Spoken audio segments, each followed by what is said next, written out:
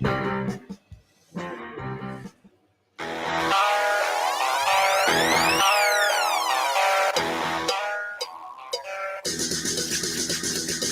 Blaylock. Doing all right. You foresee that happening where they go down on the field? I mean, you might be involved in these kind of interviews where you have to ask the manager who he likes, in terms of the price and or over the first 5 innings. This is something Minervini would probably be an advocate of. I was just about to say, I would pay money to have a front row seat to watching Craig ask managers and coaches about the money line in games. Sign me up for that. Then game would be so great. It's bound to become a requirement, I would think, of any kind of sideline reporting or field reporting, because they come so close. I mean, to having the commissioner himself actually pick the games. The time. Wake up with Defo, joined by Lubie. Welcome to the Defo Show.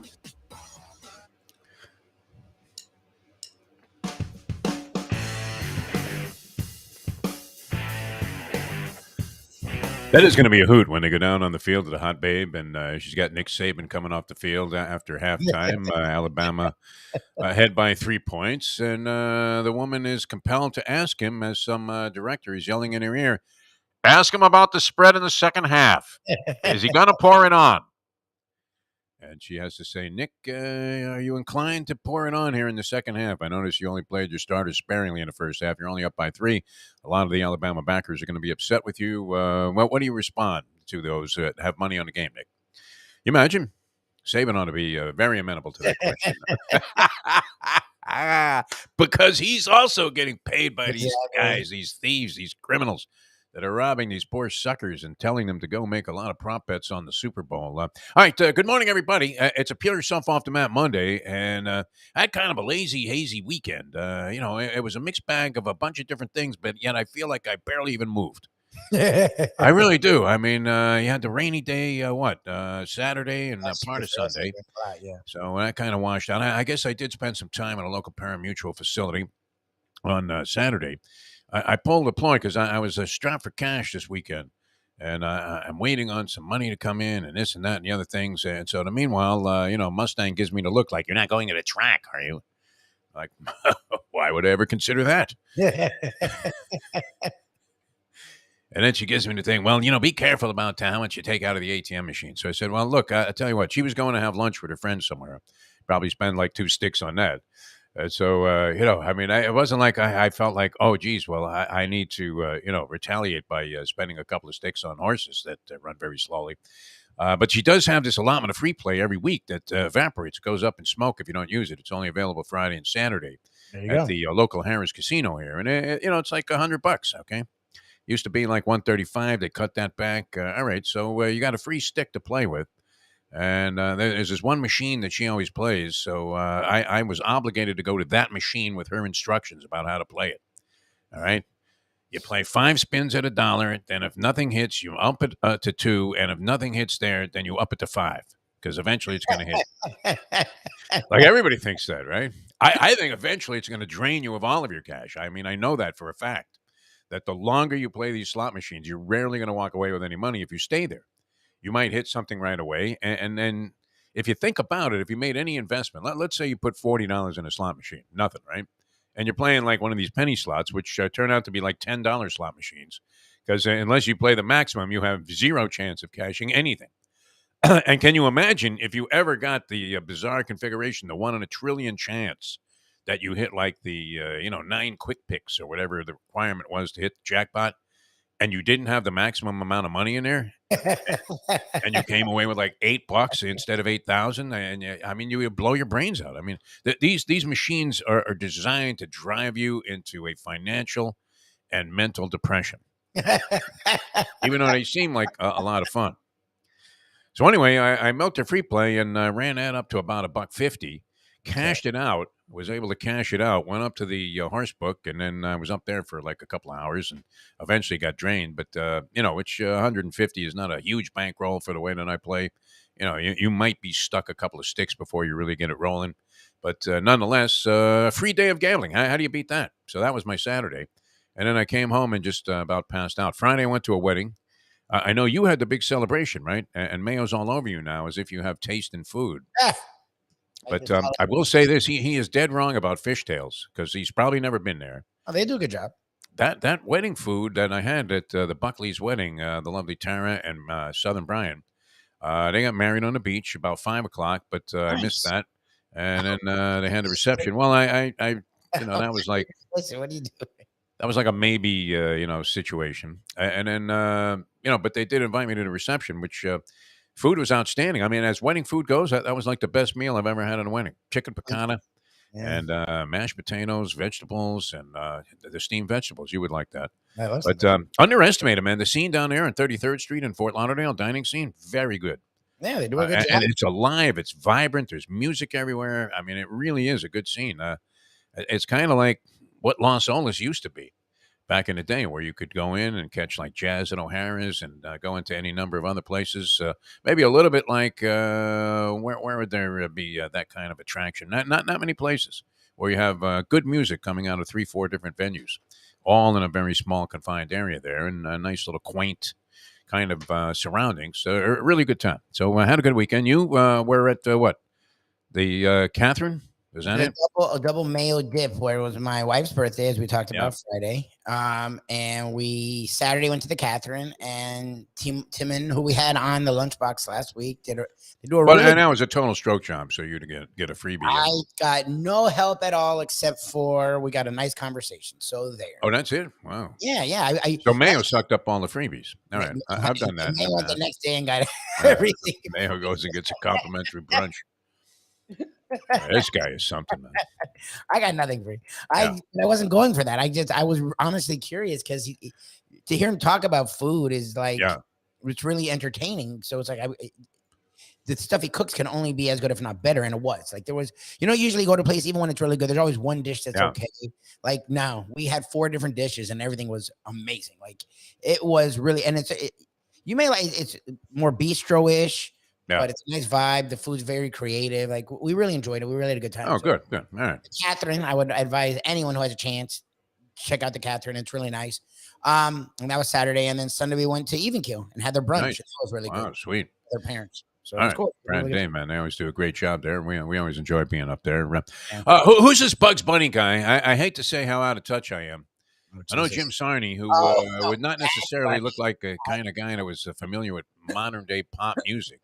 Bad Bunny Said that he knows everybody and is familiar with all of these different genres of music. I didn't know shit that was going on in the Grammys. I don't know. You didn't watch it, huh? Nah, not a second. Bad Bunny. Yeah. Now, how is Bad Bunny so popular? Is this kind of a Pitbull type of thing? No, but he does straight Spanish. Like he doesn't really know. He opened up with some kind of Latin number. I had no idea who he was. He's become. It's not the biggest artist, one of the biggest artists in the world.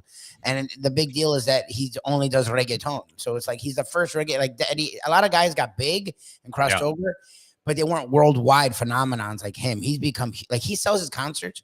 Like the worst seat in the house is like $1,000. And like, is that right? Wow. Yes, it sells out. I mean, the people were really into it. I don't know that I got that much out of it or saw the same thing that they did. But Carney already has posted on our chat line here that Bugs Bunny was great last night. It's Bad Bunny. Bad Bunny. Sorry. And Lizzo, is that the name of the woman that had like album of the year? Lizzo, is that right? Lizzo. She's one I don't understand as much. I give her credit. She's full figured and she owns it, and it's great for body positivity. And I'm happy. Yeah, but I mean, we're not looking for a Weight Watchers ad. I'm not a fan. I'm not a fan of her music. Her music is not, but it's not. I'm not the one she's targeting. She's targeting my wife. She's targeting women of all ages. So good for her that she's being recognized. Wonderful. Now, did Taylor Swift get shut out? I didn't see her go up on a stage. I didn't watch the whole thing. I would have to say. I give you credit. You know more than I do. I didn't watch 1 second of the Grammys. A lot of wealthy musical talent there, that's for sure, and certainly a lot of executives. And they paid tribute on. It was a painful reminder of my bad luck in the Deadpool, because there was Smokey Robinson doing an absolutely brilliant number. And you're thinking, boy, that guy looks great. He looks better than I do at like 105, whatever age he is. Obviously, he's had some work. It looks like they took a plane, one of those things you see in a wood shop, to his face and just shaved it down. So he's very much alive, as is Stevie Wonder, who, was always an entertaining performer. Stevie Wonder. I'm a big Stevie Wonder fan, little Stevie Wonder. I waited on him at a restaurant one time. Couldn't have been a nicer guy. All right. And you know what? He was arguing with me about the check. Exactly. And how the hell do you know what's on the fucking check, Stevie? You're supposed to be blind. To Ken's point. Right. I deliberately put like 2 extra waffles on there. Just to see. If he would notice. He didn't ask me how much the check was. He just said, this looks a little fat. Anyway, that was last night. Did Kim Simmons get left out of the tribute to those who have passed away? I didn't see him. I would have to say that they would have included the great guitar player from Savoy Brown, Kim Simmons, who checked out this year. But, and those are always moving, and you don't realize how many people just, met their maker. Yeah. A lot of people rolled to 7 in every genre. What's that, Lubie? I'm always like, wow, we lost that many people. Jeez. Yeah. And what is this Harry Styles deal? What's the deal on that? Is he what is that called? Where you're like one gender? Androgynous. I think he's a dude. They call him androgynous. Is that what it is? Yeah. I mean, I don't know. I think he's just that Sam Smith guy spooks me a little bit. Also, I have to say, I don't mean to sound like Ron DeSantis here. Yes, I was gonna say he's a little strange. A little strange. He was wearing some kind of outfit that you would had to have had a shoehorn to get into, and well, he's just a bigger dude. I don't know how he gets it off. I mean, well, I don't want to say that. I don't care how he gets it off, but I mean, the outfit I'm talking about. You say gets off. You say gets it off. It's fine. You said. Anyway, that's my summation on the Grammys. I have no idea what happened there. Beyonce is treated as if she was a goddess, and I'll never forget Kevin Frazier at the Beyonce press conference when we were at Radio Row for the Super Bowl. I always like to go for the halftime entertainment, just to see what's going on there, and sit in on that. And what a gush job.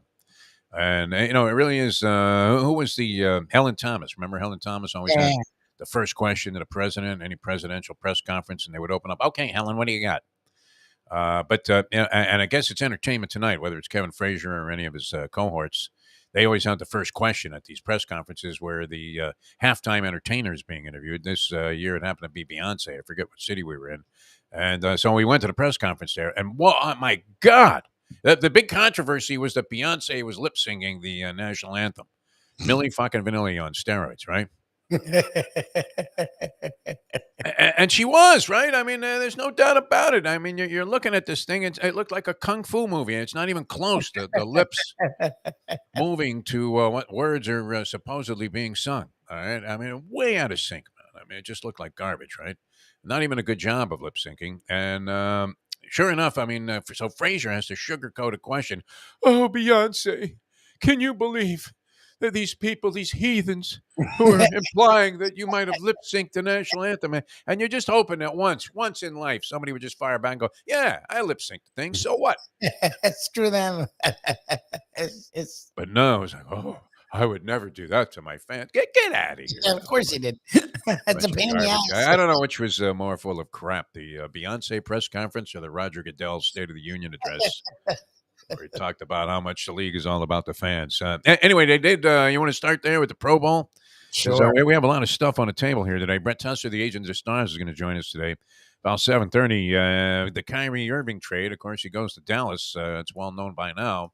And he won it out, and they got rid of him. And wow, I mean, talk about the failure of a big three configuration. This has to be the worst of the worst. Now, what would you consider to be big threes? You had Pierce, Garnett, and Ray Allen. That was like the first one that was sort of dubbed a big three. They won a championship in Boston, didn't do a whole lot else while they were together. And, Ray Allen went on and obviously was a contributor on a championship team here with the Miami Heat.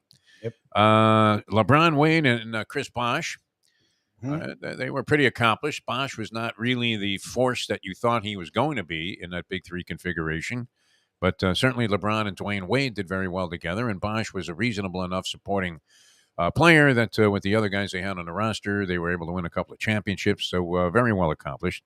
I don't know, would you consider Anthony Davis, LeBron, and Russell Westbrook as a big three? The decade ago. Most people think that Westbrook is finished. I don't believe that to be true, by the way, Lubie. I really don't. I was watching Westbrook in an overtime game against the Knicks that the Lakers eventually pulled out. And there I am with another sexual double entendre there. That was one of the greatest political slogans ever, right? Nixon, pull out like your father should have. One of the great ones. Oh, Talking about the Vietnam War, man. I really embraced that one. I used to carry banners with that. Nixon, pull out, you prick. Like your father should have. There's a thought when you really get down to the bottom of it. There would have been no Richard Nixon if his father had just acted with more diligence and said, "Sweetheart, I'm about to come." God. Davis, Westbrook dissected the Knicks. He had a brilliant assist on like 4 of the 5 possessions that the Lakers scored on in that overtime period, where he maneuvered the ball into a terrific position, had all kinds of guys coming to attack him then, and then dished the ball off for easy dunks to a variety of people. This wasn't like he was firing a ball into the corner there to a wide open guy for a 3. He was dishing the ball for layups, dunks. And, 3 or 4 in succession. Brilliant assists by Russell Westbrook. So I don't believe he's finished. I don't know if the Lakers are either. I know you don't buy that, Lubie, for a second. But, the fragility of Anthony Davis would be the biggest concern. LeBron is 36 points away. And are they playing tonight? I don't know if they're on the court tonight. Are they playing tonight? The Lakers. No Lakers. I did not see the Lakers tonight. No, sir. Yeah. Okay, so does he go for 36? He's at home, I think, against Oklahoma City, maybe tomorrow. That's when he'll probably do it. He'll probably go for 40. You think he goes for 40 in that game, or just chills out, gets his 25, and then realizes he's going to break it in the next one? What do you think? He's going into the next game. Sarney asked last week, "Do you think he's waiting to go home?" I didn't know if he was waiting to go home, but now that they will be at home, he's 36 is a pretty tall order, though. Unless you're just going to completely change the dynamic of the game in order to pursue a record. And that's not really LeBron James' style, as much as he loves the attention and being number one and getting another certification that maybe he had a better career than Michael Jordan, which is entirely possible. And I don't know. How debatable is it? I guess very debatable, right? Because everybody's always going to side with Jordan. That's just one of those things. People wouldn't give up on a Bambino, even when Roger broke his record, right? Here's number 62. Still consider, Maris wasn't in Babe Ruth's category overall as a home run hitter, but certainly that year that he was. But, LeBron James, are they all going to just capitulate to LeBron breaking his record in this ballgame? That would be kind of weird. He doesn't really do that. He's always been, remember that pass to Udonis Haslem that everybody was railing about when he was with the Miami Heat? And that was the first year. And he throws the ball to Haslem, who makes this shot every time. 16 feet away from the wing, just to the side of the foul line. UD was money from that spot. Yeah, when it was UD and not the last decade. Yeah, this was when he first came to the Heat, LeBron James. Remember, and everybody was like, "Oh my God, a real player takes that shot." Meanwhile, he was like triple covered, falling out of bounds, with 3 7-footers swarming all around him. He gets off a beautiful pass to a guy who was wide open, and the guy breaks it. Holy Clarence Weatherspoon, right? That's who was the guy? Jamal Mashburn, who had Jamal Mashburn. Yeah, had an easy shot. Second or third best player on that goddamn team, right? And Weatherspoon was a nice utility guy. Oh, he took a horrible shot under pressure at times, but he was not. He wanted to shoot with Hardaway, Zoe, and Mashburn on the court. No. No, that was an awful decision by a basketball player in the heat of the moment, as Tony Sergano would say.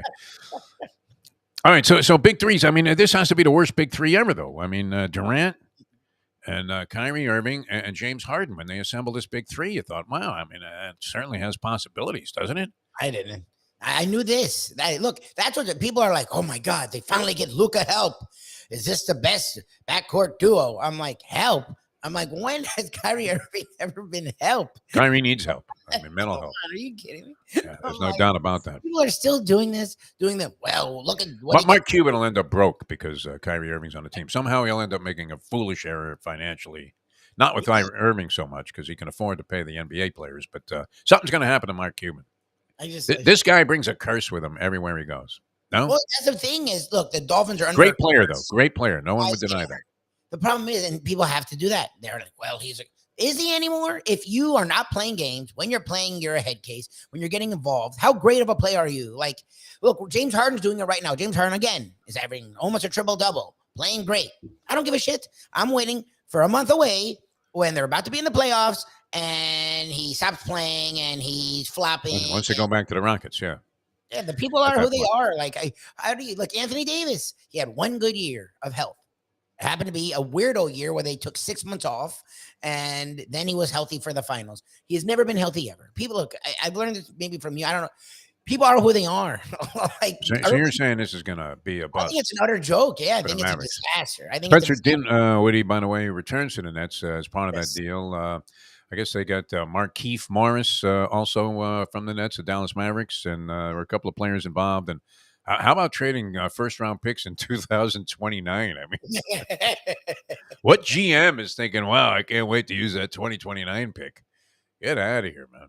I mean, they couldn't do any better than that. But nonetheless, I mean, they got rid of Irving, and they got something in return. So, you would have to say that the Nets did what they needed to do. They were actually having, a winning season if Durant came back. They had been playing some good basketball before the Durant injury, and they actually sustained a little bit of a decent level of playing even without Durant, their best player in the ballgame. And Kyrie Irving excelled for a large portion of that period of time, averaging 27 points a game. Dinwiddie averaging about 17.7. And, having a decent season for the Dallas Mavericks. So it's not like the Nets got nothing when we knew that Kyrie Irving was going to walk at the end of the year. And they probably would have just rolled out the red carpet straight to the bus and hoped that the governor picked them up and sent them to Texas in exchange for a couple of thousand migrant workers. Well, that's the one thing. And people are like, well, at least he's going to Texas. Yeah. Like he fits right in there. I'm like, I mean, he sort of does now. All right, we'll see how that plays out. Sean Deveney going to join us. He'll talk about that later on in the program about 8:20 today. And then around 8:35, 8:40, we'll have Jason Cole as we dive into. We made it through the off week of the Super Bowl in pretty good style. I mean, I felt like I was more than in one piece, not being Meshuggah after a meaningless week of Super Bowl talk where, we didn't dive too heavily into it. And, ready to kind of go with that this week. I'm not sure what more needs to be said. A lot of different angles. Prop bets, I guess, would be one thing to explore. Right now, and I do this every year, I'm working on a parlay before the game starts. I will be out for the Super Bowl. And I will be. Turns out Mustang was able to glom a couple of tickets to the Harris Super Bowl party in Atlantic City. So we land in Atlantic City on Sunday at about 2:30 in the afternoon, and 6:30 is the kickoff, and we have 2 tickets to this big-ass party they're throwing there, which is always great. Casino Super Bowl parties are tremendous. Now, Harris doesn't have sports betting, so I'll have to venture across the pond there, so to speak, to get to the Borgata and lay down some cash. But I am going to parlay tails on the coin toss, tails at minus 105, because everybody plays heads. And, this is something that the officials can absolutely rig. Yep. I'm amazed there haven't been more investigations into this, because if you ever flip baseball cards, did you ever do that thing where you do the matching with the baseball cards where a guy throws down a card and it's face up, so now you have to land one face up? And everybody knows the trick, right? That whatever side you're holding up in your hand, it's going to be the opposite, especially with a coin flip. Yep. If it's heads on top, it's going to come up tails. Yep. So how do the officials now? Do the officials toss it in the air and then cover it and then toss it in the air? No, they look right at it and go, okay, what did you call there, Joe? Tails? And then they make it a head if they're rooting for the other team. This is holy Janet Jones, man. She put 5 dimes. Remember that with those turnpike guys who are running an illegal betting ring in New Jersey? Gretzky's wife, man. She couldn't go to like an offshore book or something to get this down. She's betting with like the cops. Unbelievable. Of course you're going to get caught in that kind of thing. Anyway, so that's my parlay. It would be the tails on the coin toss going against the grain at minus 105. You get the same price either way, minus 105 or minus 110, whatever the casino is going to charge you in terms of the juice. And then over on the anthem, regardless of who's singing it. Do we know who's singing the national anthem yet? Nobody does a short one. It's a country guy. I think it's a country guy. Oh, country guy. And once they bring out a guitar, it's over, man. Yeah, but remember, you did that last time and ended up going. And we lost? Early, yeah. Remember, it went short. Oh, God. How about a duet? That's what we need, a duet where they're trading off riffs. And the home of the... Yeah, Chris, the 8-time Grammy winner, Chris Stapleton. Oh, Chris Stapleton, man. He was on the Grammys last night. They brought him up there. He was playing with Stevie Wonder and Smokey. Consult the professor this Friday. But Stapleton's going long. What are you talking about? I don't know. I'm not sure. He and Sarni were talking about it. Sarni came out to our landlubbers pre-trivia party last Thursday, And Ken and he were talking about it, and I thought I caught that he said that sometimes country people can go short because they don't mess around. Oh, Jesus. They're not R&B singers. R&B. All right, so I have to figure that out. Yeah, R&B. Yeah, they the carry head the note thing, there and they for an hour. change it, and they make big pauses. How about Aretha? Was it Aretha Franklin who came out there in the fur coat and played for like 8 minutes? Yes. She's playing like Tchaikovsky on the piano as a lead into the national anthem. It was fantastic. If you had the over. A bunch of stuff we'll talk about. We'll touch on this later on in the program. We're going to get Brett Tessler up here in just a minute. Pebble Beach, man. I love it. And it's going on today. Golf tournament at Pebble Beach. Nice. Pro-Am. Yeah. So the amateur part is finished. Aaron Rodgers actually did pretty well. I think he might have finished in second place with his partner, his pro partner. But the actual tournament, wow, what a course, Lubie. That course is so Did beautiful. you tour the course at all there at Pebble Beach, or did you just go to the clubhouse, get a very expensive drink, and then, because that's what I did. We drove around and looked at the holes, and then there's a place where you can walk, and like there's ocean and rocks. So my God. Yeah, it was ridiculous. I'm like, they play golf on this? TMW, man. TMW. Too much water.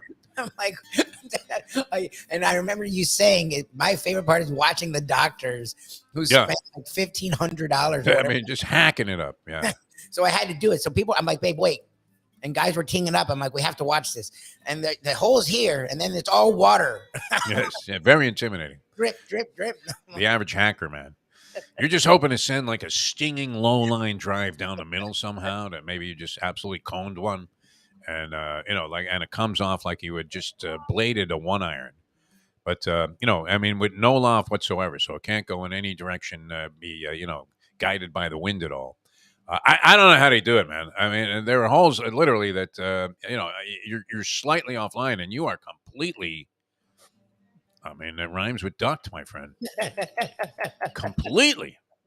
What was weird was early in this round that I was watching. I guess this was the complete. No, that was the beginning of the fourth round. I guess the final round because I think they have to finish it up today. Like Rose is on the ninth hole and he's got the lead. He's got like a 3-shot lead at 15 under. But there was a guy in his group whose name escapes me. Somebody I'd never heard of before, and he was among the leaders. And he ended up leading very briefly, but he was hitting horrible shots. I mean, the other guys are in the fairway. They put their shot on the green. They're like 20 feet away, 2-putt for par.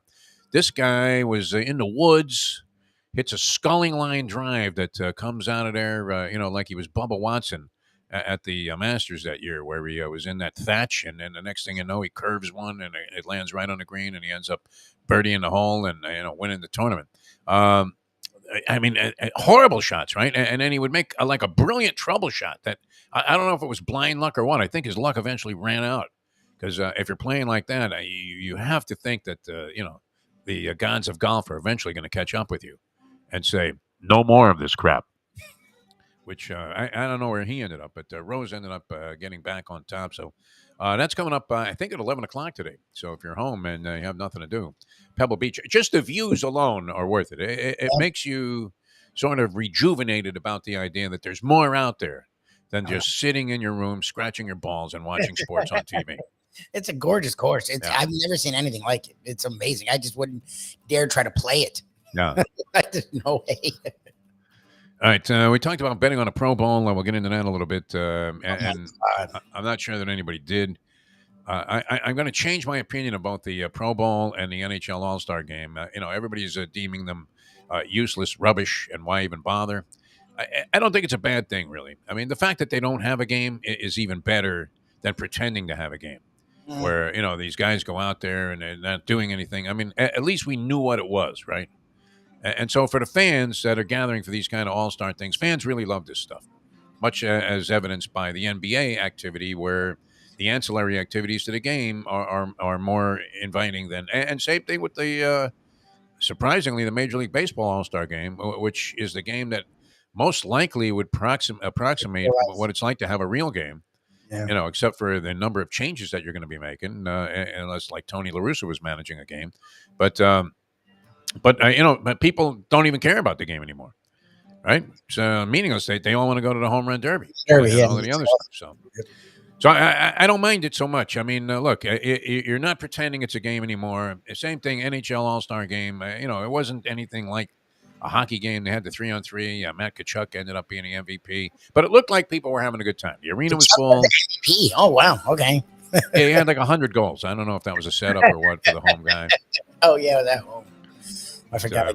Yeah, I mean, Ovechkin's 4-year-old kid had a goal, so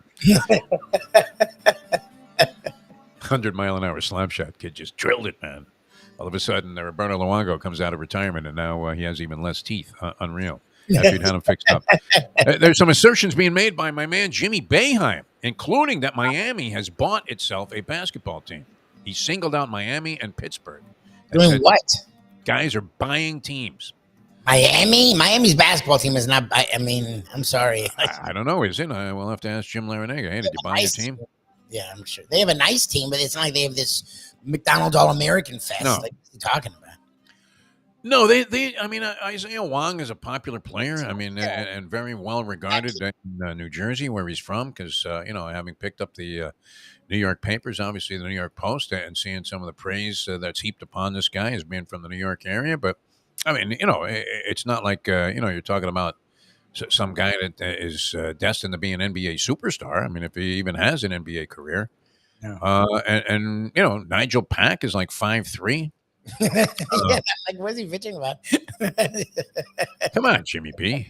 How many years? I mean, he's been there since I was there, so that's 50 some odd years ago. Think about that, Lubie. God. Wow. It's gotten to him, huh? Jim Boeheim, he's lost it completely. He's had too many of his kids on the team. He was yelling at a media person last week for like bullying him, and I was like, yeah. Miami and Duke tonight, though, and that's in Miami. Yeah, it's pretty fun. That's got to. I mean, that would be the most prohibitive drive, though, to try and make it down there by 7:00 on a weeknight, on a Monday night. 100%. You're going to be on US 1 on your way to Coral Gables, having gotten off at 95, and figure if you left the house at 5:00, that would put you just at the height of all traffic. Yep. That's a rough one, huh? Unless you're in. Unless you live by the campus there, you're watching that thing on TV. It's a shame, huh? Because you'd love to see Duke get treated like they treat others, and just have a bunch of completely wildly out of control fans in Speedos running around dressed like Coach K. That didn't make any sense. Looking like Coach K in Speedos. No, they'll do a thing. They got the Speedo guy, though. I mean, have you seen that? Speedo guy. He was featured on College Game Day. I do want to, this woman now impresses me more and more every time I see her. This Caitlin Clark, have you seen her from Iowa? Wow. Oh, I always thought Diana Taurasi was the most, closest to playing her spot in women's basketball, as if you had a man manning the position. Not that she's manly or anything like that, but whatever. This is not a sexual judgment. I felt the same thing, that she could play with. But she just plays the style of a man, right? Goes up for the jumper, straight up and down. I mean, that kind of thing. She's not hoisting it from her hip. But this Caitlin Clark, man, I mean, made a behind-the-back, no-look pass. It looked like Magic Johnson on a fast break, and then is just bombing threes. Plays for Iowa. And now is, I think, the all-time women's leader in triple-doubles. Is that possible? Oh, wow. You would think somebody like Rebecca Lobo or some big center might have that distinction. But anyway, Caitlin Clark, worth watching. This girl can really play, man. If you get a chance to catch some highlights, you'll be impressed. All right, speaking of impressive, the Agent of the Stars, Brett Tessler, going to join us here in just a few moments on the show. Hialeah Park is rocking. Boxing coming up. Yes. Excuse me, on the 24th of February, and that's going to be a gas. Guillermo Rigondeaux is going to be in the main event, and this guy is shooting for world championship status once again. He's already had a couple of world titles, and just a real talented fighter. It's a real play. Like, we've been to a lot of different places for boxing. The way that they do it, especially with it's outside, but you're covered, and this time of year the weather's beautiful. Like, beautiful, yeah.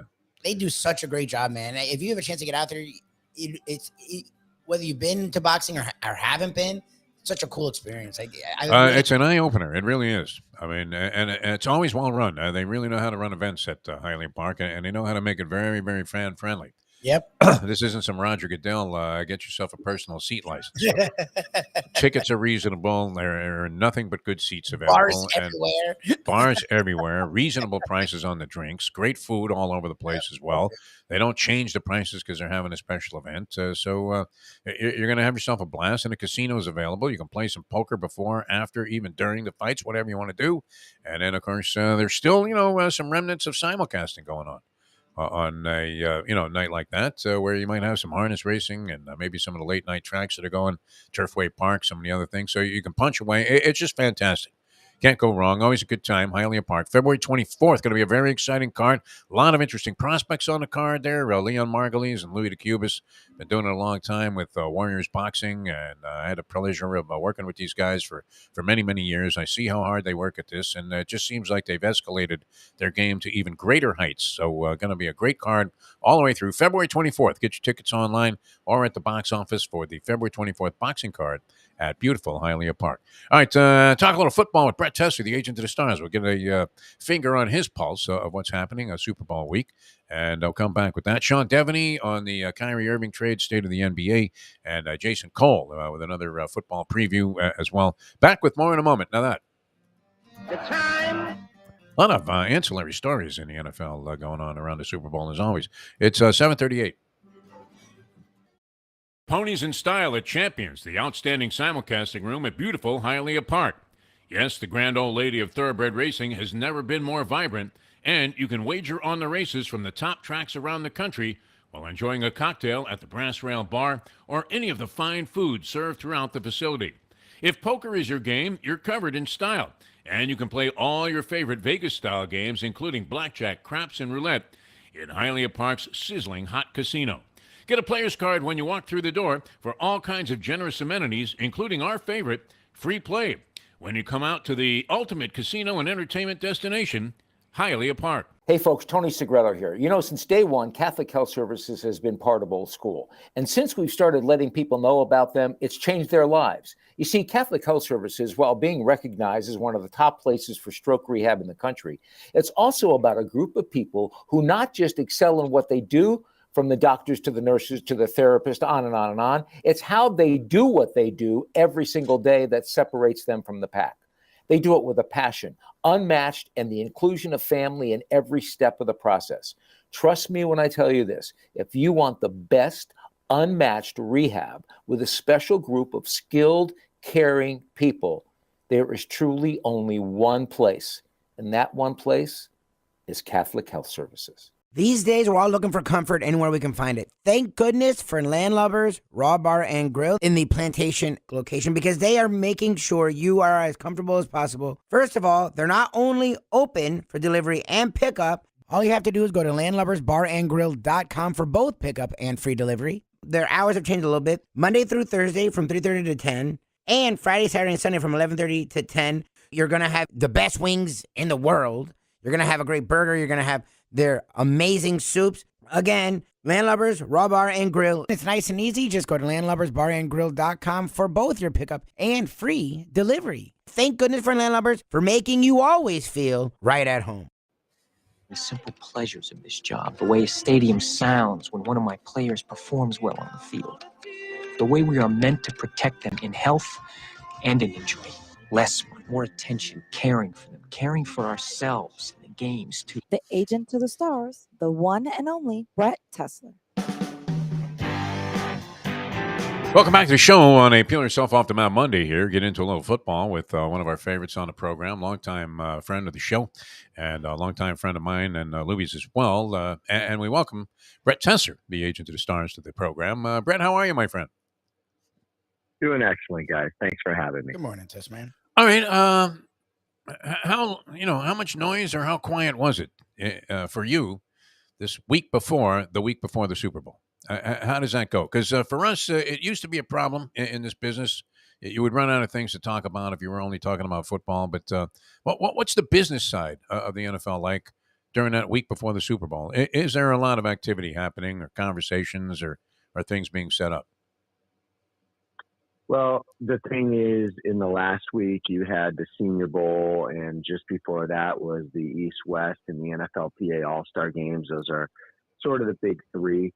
And so most agents and executives in front offices from teams that are not in the Super Bowl are usually very occupied with that stuff. And a game like the Senior Bowl, you pretty much have an entire team scouting staff there. Everybody there from the pro personnel director to player personnel to general managers, in some cases head coaches. So these are the things that are also going on this time of the year that most fans don't really hear about or think about when everyone's just kind of getting ready for the Super Bowl. So this actual week, it's a week where if you are a player in the game, it's like, come on, let's just get this over with, because so much build up, too much build up to the point where you just want to get out there and just play the game already. And so, you know, for the teams that are in the game, obviously it's a busy week. They're hearing from a lot of family, lots of phone calls, lots of distraction. Again, every one of these guys just wish they could have played the game yesterday. Yeah. Now, were you at the Senior Bowl, or were you involved, in any kind of activities there in Memphis?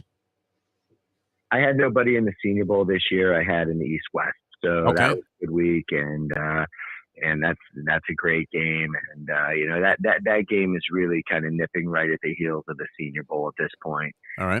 And so basically, you had the entire Patriots coaching staff coaching one of the teams and the Falcons on the other. So you got Bill Belichick out there. And so for one of your incoming rookie clients to be able to receive hands-on coaching and just be in the presence of someone like him throughout the course of a week, not only is it a great honor, but it's incredibly valuable to give them a peek into what it's going to be like once they end up making it into the NFL. Well, because that's what I was just going to ask. I remember growing up, the Senior Bowl was a big deal, and the East Wind Shrine Game was a pretty big deal. It's funny, the Scouting Combine wasn't, and now the Scouting Combine has become this freaking thing. It's this animal where I was just curious, how valuable was it? I get the coaching aspects of it, but from a promotion of your abilities aspect, because it used to be huge. Like, they would catch people they had never heard of, and now with every game's on TV, like, it's hard to find something you haven't heard of. But like, I want people to know who I am. I want to get drafted. I want to move up. How important are those two games in that regard? Very. And it's not just about the actual performance in the game. In fact, the actual performance in the game is probably the least important thing that happens all week. The next most important thing that happens is their performance during the practices, because usually an all-star week is about 5 or so days, and the final day being the game. The day before that is a walkthrough. So the scouts are already gone. No scouts really stick around for the game itself. Everybody everybody gets the film and watches that. But the thing that the scouts pay the closest attention to is day one. Typically consists of weigh-in, measurements, those sort of things. Nothing athletic timing, like no 40s, nothing like that. The only places those can be done is the combine, where the same player I was telling you about, my same client's going to be heading there in a few weeks, or the pro days, which can be tremendously valuable as well for guys that weren't invited to the combine. And so you've got that going on the first day, and then the next 2 days are really the hard practices, where, if you're representing an offensive lineman, that's where they're doing plenty of one-on-one pass rush drill. So that's very important. Interviews, extremely important. And those usually take place later on in the day at the hotel. Teams will arrange interviews with guys. Sometimes they'll talk to them coming off the field after practice. So that's usually what the All-Star Week consists of. And then, of course, the Combine is huge, just because that's where you've sort of already been categorized as a top 300 player in the draft. And so, more interviews. Obviously, the athletic part of what you do there is important. Some guys will opt to just wait to go to their pro day to do the combine testing stuff, the 40, the vertical, the cone drills, and they will just go to the combine to do the interviews, position drills, and most importantly, is the medical evaluations. And that is really the most important thing about the combine. That's what the combine was originally designed for. And that's the stuff that goes on behind the scenes that obviously the fans watching NFL Network don't really know anything about. And so once you go there and get the medical stuff taken care of, and every team has had the opportunity to put you through a full battery of, physical, checking your heart, checking your blood, checking your joints, checking if you've had a surgery, having a specialist take a very, close look at that. Those are the things that make the combine most valuable, because before any team is willing to make any investment in one of these rookies, either monetarily or just using a valuable draft pick on them, they have to be comfortable with where the guy is at medically. All right. So some old timer comes up to you and says, Tessler, your guy's been under the knife, right? And you're thinking, this is not a good way to start the conversation. Now, we always enjoyed going out to the various locations for the Super Bowl and for the Radio Rows for a lot of reasons. Made for better shows, number one. Number two, it was a giant convention of both people in sports and all of the people in the NFL and of course, the people in our business. Is it important, or will you be venturing to Arizona and at least hobnobbing leading up to the game? Is that an important part of your business this week? No, I'm sitting this one out because I don't have a client involved in the game itself. I do have a few veteran players that are out there in the area that are doing their thing. Some of the guys that are more marketable guys have their marketing specialists or marketing agents out there with them that are going to be tending to taking them from event to event, interview to interview, that kind of stuff. So no, this week it's nice to just be able to relax and sit back and enjoy the game like everybody else out there. It's great having a client in the game, but it's also extremely emotional and very stressful. And so, in a year like this where I happen to not have somebody in it, it's unfortunate that none of my guys made it. But on the other hand, again, it is nice to just be able to relax and watch it and just take it all in with no dog in the fight, so to speak. General consensus was that the AFC had more top-heavy teams, better teams overall, that were equipped and built to win a Super Bowl than the NFC did. Yet Philadelphia is going to come into this game as a slight favorite, or so it looks. That line's been holding fairly steady. It jumped to 2.5, maybe might have even hit 3 at one point. It's down to 1 on a hook now as people are gaining more confidence that Mahomes is going to be closer to healthy than he was to being a scratch for the game, certainly. Obviously, he's going to get out there and play and probably be at least as effective as he was a couple of, what'll turn out to be 2 weeks back in the conference championship game. I mean, what are your thoughts on this game? I've heard, many people saying, hey, Philadelphia is going to win this thing in a rout. They have the better offensive and defensive lines, and, Jalen Hurts is going to have a big game. And obviously, there are many people that feel the direct opposite, that Kansas City should be maybe even favored in this ballgame. What do you think, Brett Tessler? How do you size up the matchup? I'm normally pretty good at this, and this one's tough. The championship games last week, I had no problem picking both of them. And all you can ask for from a fan standpoint, who's not a fan of either one of the teams that are in this game, is just that in any given Super Bowl that you've got the two best teams in it. The best matchup possible, and that's what we have. The Eagles were, definitely the best team in the NFC. Naturally, the way they started the season, they look clearly, hands down, like the best team in the league. And then throughout the course of the season, things change. You have injuries, different things happen. And so by the end, though, they still took care of business. They beat an incomplete San Francisco team. So you got the best team in there in the NFC. And then in the AFC, Patrick Mahomes, best quarterback in the league. Andy Reid, they already have a Super Bowl under their belt. And so I would say that for me, I think that the Chiefs probably win the game.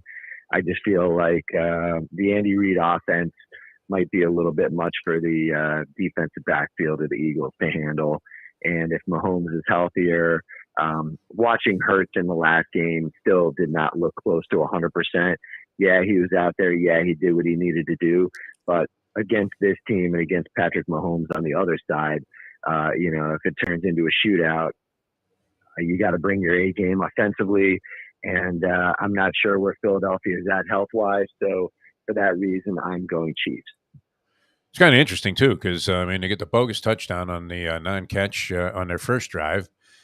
And they're kind of, in a very tight ball game until late in the half. We did see Hurts badly overthrow Brown on what would have been a short touchdown pass where he had plenty of leeway in terms of he didn't have to be 1,000% accurate on that pass to have Brown be in a position to catch it and go in for the score. So it definitely were some suspect aspects. And I thought Kansas City's defense against Cincinnati actually was pretty good in the ball game. I mean, you have to consider that Cincinnati is certainly no slouch offensively. So I'm kind of leaning with you. What do you like in a coin toss, Brett Tessler? Heads. That's where I'm starting my action. I'm going to be out of this game from a betting standpoint before it starts. I'm parlaying the coin toss tails to the over on the anthem. Although you're a music fan and like all genres, are you familiar with Chris Stapleton? Is he known to be long-winded? Because he's doing the anthem, the country singer. I'm not familiar with him. Country's not really my main genre. But no, me either. Yeah. Heads or tails, I'll go tails. I'm going tails. Yeah, against the grain. The only thing that I would say back to the game itself is one thing you'll see from Jalen Hurts this game that you didn't see in the last one against San Francisco. He was obviously a little bit reluctant to run. Sure. And that's a facet of his game that is as valuable as how he can beat you with his arm. And so with it being the Super Bowl, with it being the last game of the season, a career-defining moment, I think, with 2 weeks in between the last game and the Super Bowl, I think, obviously that will help anybody get healthier, especially these young, strong guys. They heal twice as fast, if not more, than guys like you, me, or Lubie. And so just with everything on the line, I think you will see him do whatever he has to do to play his game the best way he can. So I think you figure to see him running the ball a little more when the opportunities present themselves. And that's a way that team has had all the success they had, especially in the early part of the year where they were just absolutely untouchable. So I think you'll see more of that. I think it figures to be a great game, two great fan bases, two organizations who've had some success here in recent years. I just think it's everything you could hope for or ask for in a Super Bowl. I'm going to be submerged in Eagle fans in Atlantic City at the party at Harris. And, the proximity to Philadelphia obviously will have many, many people there. I would imagine the overwhelming number of people at this party will be wearing Eagles jerseys and fanfare there and be a large favorite. So with my money on Kansas City, I'll have to be very sheepish. And, like when Mahomes throws a bomb on the first play for a touchdown and they go, "Oh, that's great. I'll have another shrimp, please." Like you're in the press box. You got to be kind of quiet there. Yeah. Explain this to me. Why isn't there more outrage? I mean, you're obviously an advocate for the players, representing players, Brett Tessler, Agent to the Stars, and the NFL Players Association. I don't understand why they haven't been more outspoken or more emphatic about getting this changed. And we saw it have catastrophic results. The business where San Francisco was out of quarterbacks after getting, their third string and their fourth string guy injured. We were looking for Colin Kaepernick or maybe John Brody to come into the game. But why is it that nobody has been more vocal about this whole business of having a 53-man roster and then reducing it to 47 for the game, and having to tell 6 guys that they're wearing street clothes and they're going to be in the stands when they're getting paid a game check anyway? Why doesn't the NFL just make all those guys available to every team every game? Well, what is the reason for that? It's tough, and it's definitely frustrating, especially in the Super Bowl. And I have represented a couple guys that were inactive for the Super Bowls. And, wow. You see them on the sideline. On one hand, they're happy to be there. They're happy to be a part of it.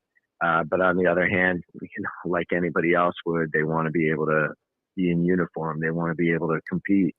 They want to be able to play. They want to be able to say they played in the Super Bowl. And so that's always the absolute toughest, unkindest scenario of what you're talking about.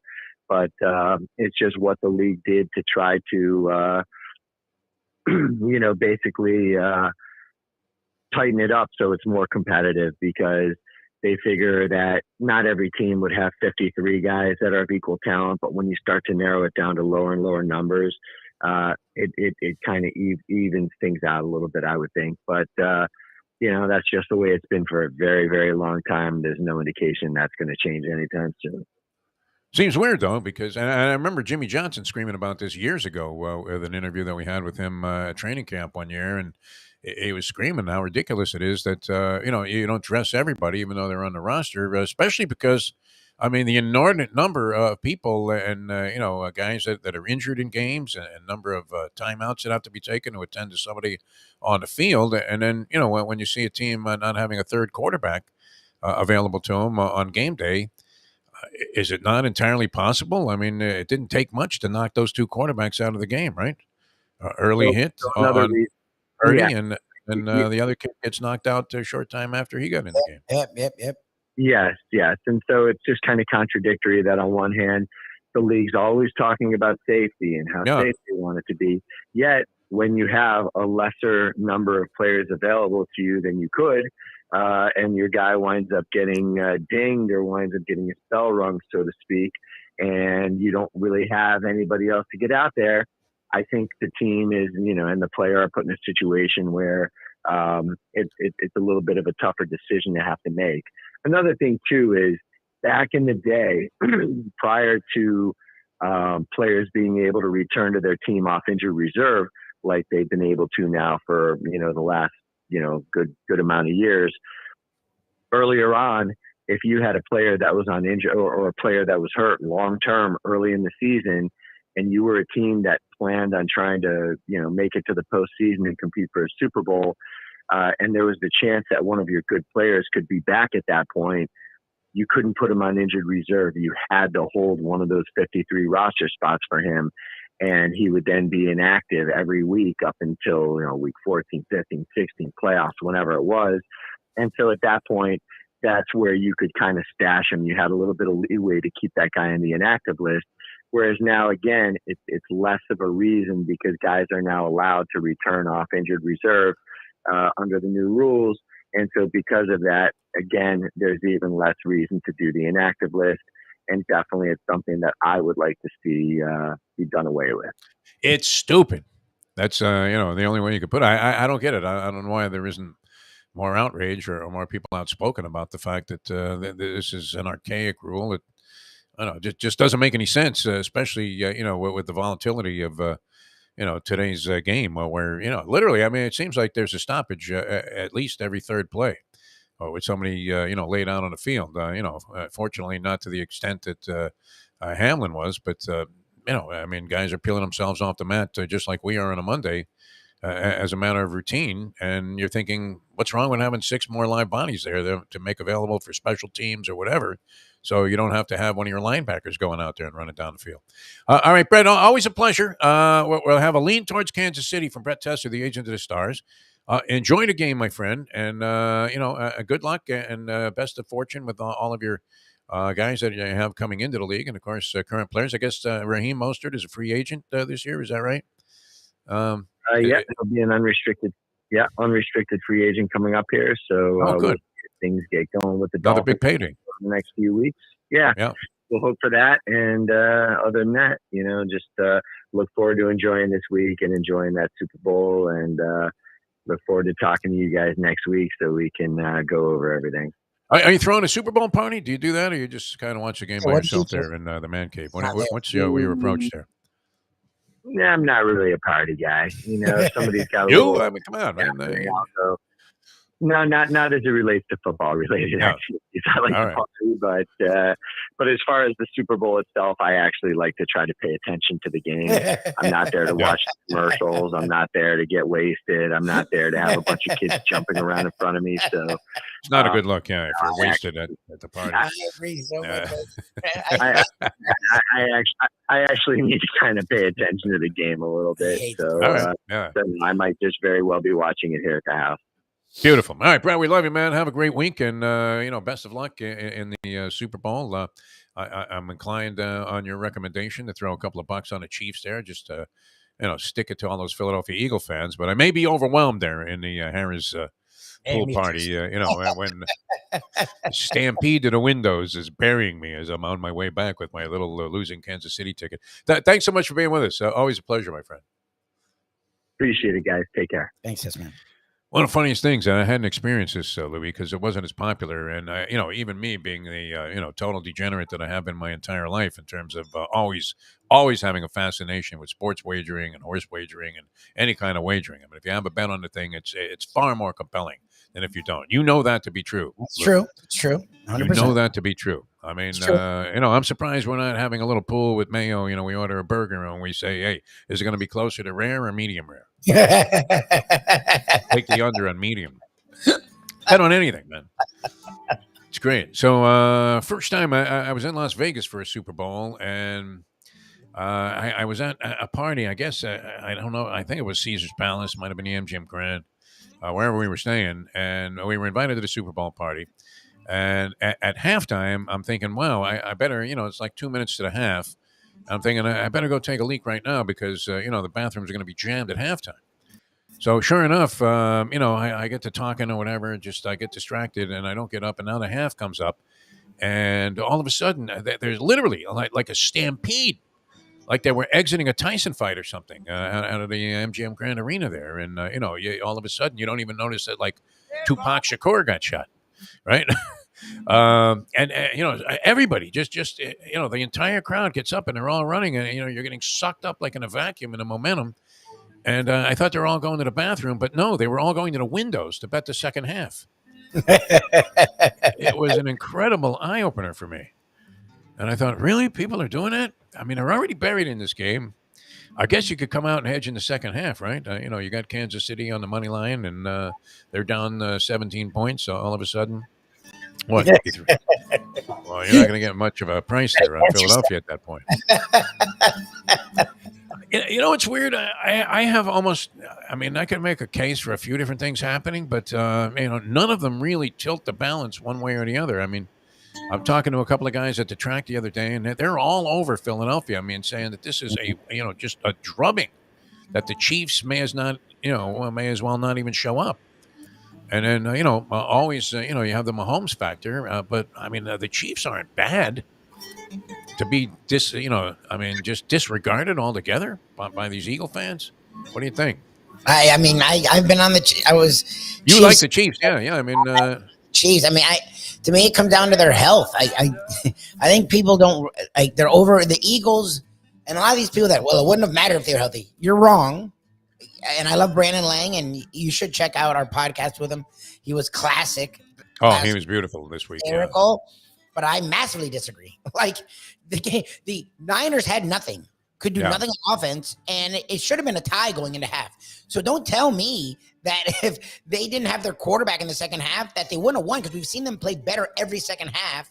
Yes, and the defense obviously, had to eventually crack.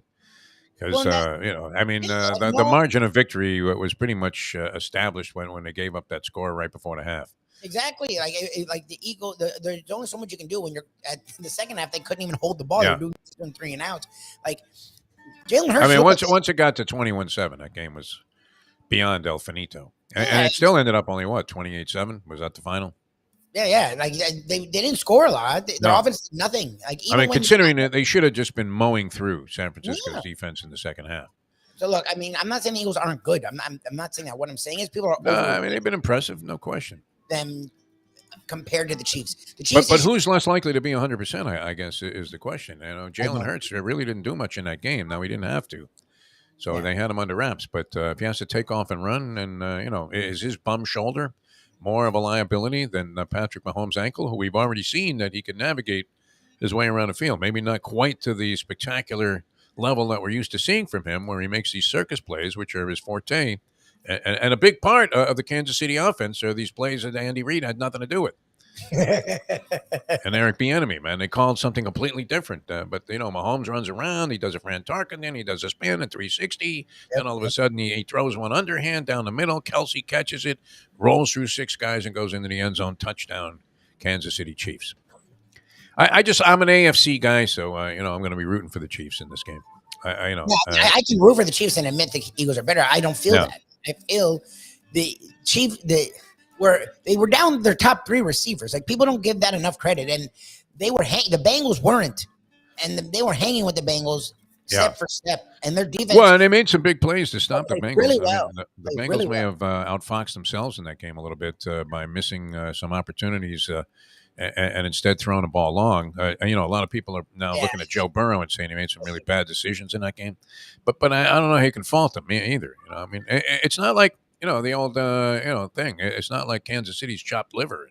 No. You should just waltz through them. Lang's case was that they were life and death to beat a few teams, including the Houston Texans this year. That's true. And they do tend to, kind of hover. They're like the hanging horse in horse racing. No, really. I mean, horses that sometimes have a tendency to get to the lead and then they just kind of, lollygag for a while because they're competitive to get to the lead. They don't know what the hell's going on. I mean, I don't know. Do they even understand what they're doing out there? I'm not sure.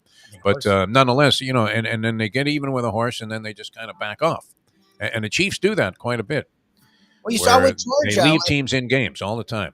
People question Georgia all year because they struggle with Missouri and they struggle with Arkansas. Yeah, and then when the bright lights came on, they were fucking dominant. They hammered them, The Chiefs have made 5 straight AFC championships. If they're on their game, why aren't they competitive and able to beat the Philadelphia Eagles? We're talking ourselves into it, man. It's beautiful. People are watching us make fools of ourselves right here, live, in the process. The thought process is out there. Unbelievable. I believe it, though. That helps. Well, what a disgrace this was. Sean Deveney is going to join us. And what do you think about this? You had Minnesota and Denver yesterday. And Denver sat their entire starting lineup, including Jokic, right?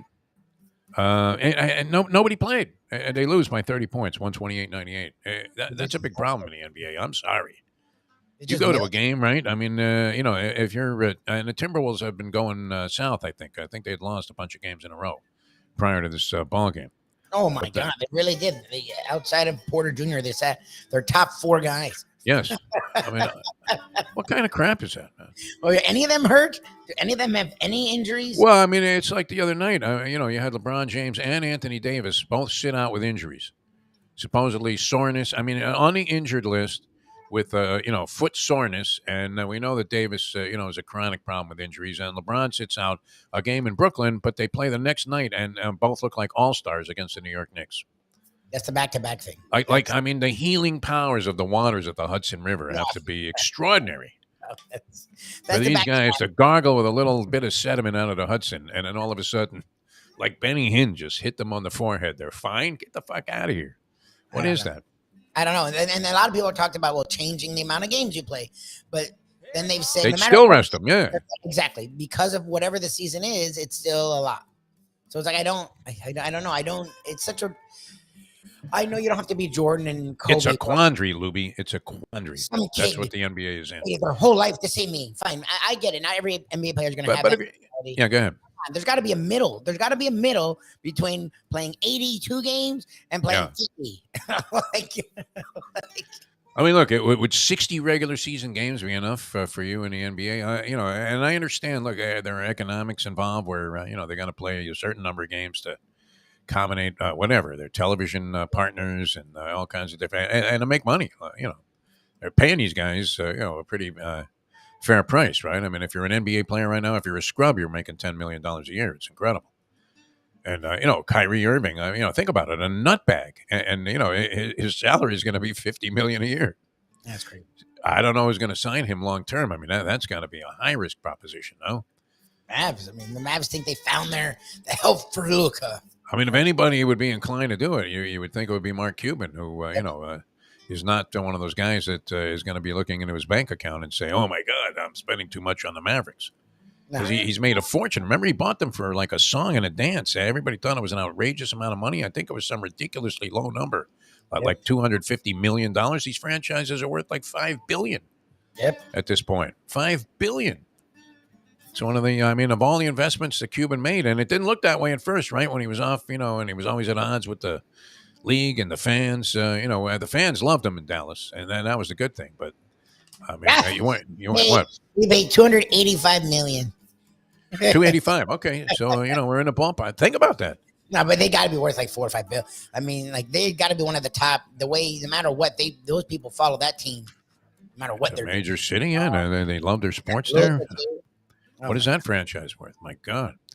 All right, so I mean that's going to be interesting to see what happens with Kyrie Irving and the Dallas Mavericks there. Luke has been out, and Steph Curry now going to be sitting out. Sean Deveney going to address a lot of these NBA things, and you have the trade deadline coming up. What, Thursday? This Thursday. And it appears that there will be action, and I don't know what your Miami Heat are going to do, Mike Lubie Lewitz. I'm not sure. I mean, I get the feeling it's going to be, to use the pun, standing pat, and not that Pat Riley is inclined to doing that. But what are they going to be able to do? I don't know of any significance. Libby, what do you think? And that's why we're having Sean on. I think they're going to do something. Heat fans are sort of, like, a lot of Heat fans got into the Kyrie Irving thing, and I was like, I don't want that. Yeah, I don't know that they need that there. I don't want that. Obviously, he's a giant step up from Kyle Lowry. If you can unload Kyle Lowry, who turned out to be a bit of a bust of a, we thought that was a suspect call. Getting Kyle Lowry and paying them the amount of money they did. The money, as we said, is probably a secondary consideration to the Mick, who has cruise ships.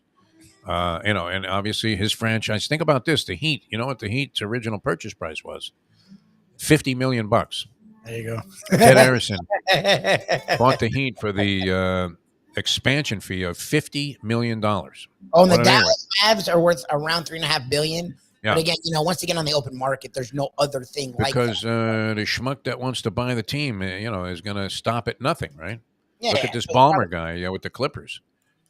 Here were the Clippers. I mean, there should have been a fire sale for the Clippers, right? I mean, Donald Sterling had to sell the team, and instead he gets like $4 billion of Ballmer's money. The Heat are worth $3 billion, but again, the idea of you own the arena, they paid $50 million for this. What is that? 60 times your investment on $50 million? We certainly don't know how to make money, Mike Lubie Lubitz. All right, I'll tell you who knows how to make money, and he's great at everything he does. That's Jimmy Johnson, including, now, in the restaurant business. Although he will tell you that he's there mostly in an advisory capacity. Because he talks to Larry Calvano, and, he makes suggestions and everything. But, these are real restaurant people that are running this joint, man. It's unbelievable. Do a great job. And, Dominic and Jemmy and his wife, Amanda, they're pretty much in charge of what's happening on the culinary side. And it is a wide variety of stuff. Even the face-making Mike Mayo, I think, will find something to his satisfaction. He just condemned Fishtails like it was a dump, man. That place is good. No, Fishtails actually does a really good job. Real good food. Just like making fun of things. You're not expecting the food to be that good. And there's nothing wrong with the way the place looks. They continue to improve it, but you're just not expecting to get food of that quality in a place that's not necessarily like known as that type of restaurant. Does that make any sense? I mean, you're getting just a giant upgrade in what you would normally consider the kind of food that you would find in a place that has like music and that sort of thing, and is more of like a fun bar type of place. Real fine. I mean, good food there. Unbelievable. But Jimmy Johnson's Big Chill, I mean, it's no surprise that these guys do a great job. And as I said, Jimmy's always associated with greatness. Mile Marker 104, the Overseas Highway in Key Largo, a dynamite place to go. We're definitely getting there after the season here to get Jimmy on the show. And that'll be a real good thing for us. So we're going to have a good time with that. And it's a great place to relax. Mile Marker 104 is just a short jaunt there from Florida City. Forget about going to the Mutineer or some of these other places that, are tourist attractions. That's something else that Mayo would make a face at, the El Turista places. In this case, he's right. You can get one of those plutonium encased sandwiches at the gas station there, or just jog down the road and at very reasonable prices. Get some of the finest food that you will find anywhere. I mean, I'm talking top to bottom, from Key Largo all the way down to Key West. as fine a dining spot as you will find anywhere, with a wide variety of things. Whether you're looking for bar food or you're looking for sophisticated seafood dinners, just steaks, they have them all. Sports bar there, a great atmosphere at the Tiki Bar, live music all the time during the weekends. They bring in a variety of bands. They're all great. And the sunset's perfect. The grounds offer all kinds of things, water sports. Just a great place. I mean, a one-stop spot there in Key Largo. You don't have to go any further than Jimmy Johnson's Big Chill at mile marker 104 on the Overseas Highway in Key Largo. All right, we're coming back with Sean Deveney. We'll talk some buckets here, the NBA, and then later on, Jason Cole. Well, I'll get into some NFL stuff. You notice something, Lubie? We've gotten to 8:16 here, an hour and 16 minutes into the program. Mm-hmm. And the name Aaron Rodgers has not been mentioned once. It'll get mentioned, I'm sure, in the next 20 minutes. We mentioned LeBron, obligatory LeBron mentions, but he is zeroing in on Kareem Abdul-Jabbar. When their season's going on, at least. Remember the deadpan guy in the LA Forum when he was doing the announcing? And yes. I guess he carried over. I'm not sure that it's the same stadium announcer for Laker games, where the guy, I mean, he's not inclined to go 8 over like the simplest of baskets at a meaningless time in a ball game. Remember, we were on Mike Biamani about that, where, the Heat would be down 30, a bloated Shaq would be cherry picking. He finally gets a pass, and he dunks the ball, and the guy, the stadium announcer, is going, Shaquille O'Neal. Like the fat fuck finally made a bucket. I mean. I don't think that it needs to be celebrated to that extent there, like you were Jimmy Lennon Jr., announcing a De La Hoya fight. But the guy at the LA Forum when I was out there, extremely understated. It would just be Kareem Abdul-Jabbar, just left it like that. Remember that guy? Yes. Kurt Rambis. This is my favorite. He never embellished, and it was subtle. I guess that they had a guy named John Condon at the Garden that was like that, where he would just go, "That was Earl Monroe," and you're like, "Yeah." I mean, the guy left some guy's underwear at the midcourt stripe with a dazzling move, and he would just go, "Earl Monroe." I don't know. Am I an old fart? I just kind of like that. Funny. I just find it funny that Biamonte would put on a show for like a little layup for the home team, and then the other team does like the greatest plays, like John Stockton. Yeah. Like I know they're the opponent. Karl Malone. I mean, it is what it is. you can get a little excited. You just did like I literally saw you do a backflip as you were doing the other announcement. But I like the guy that does that with the home team too. Although Zinkoff was the greatest, right? Philadelphia. When he did all of those things with the names there, Julius Erving. He was fantastic. I love that guy. Was it Neil Zinkoff? I want to say Neil Zinkoff was the guy's name. All right, we're coming back with Sean Deveney in just a minute here. We'll talk some buckets. Jason Cole later on the National Football League. How pissed is Gino Auriemma, huh? He thought he got jobbed in that Tennessee game. I'm getting more into maybe this is Sani Svengali. Well, good for you. Women's college hoops. I have no idea what you're doing. I like to gauge it, sometimes because, I have a tendency to dismiss like the WNBA completely.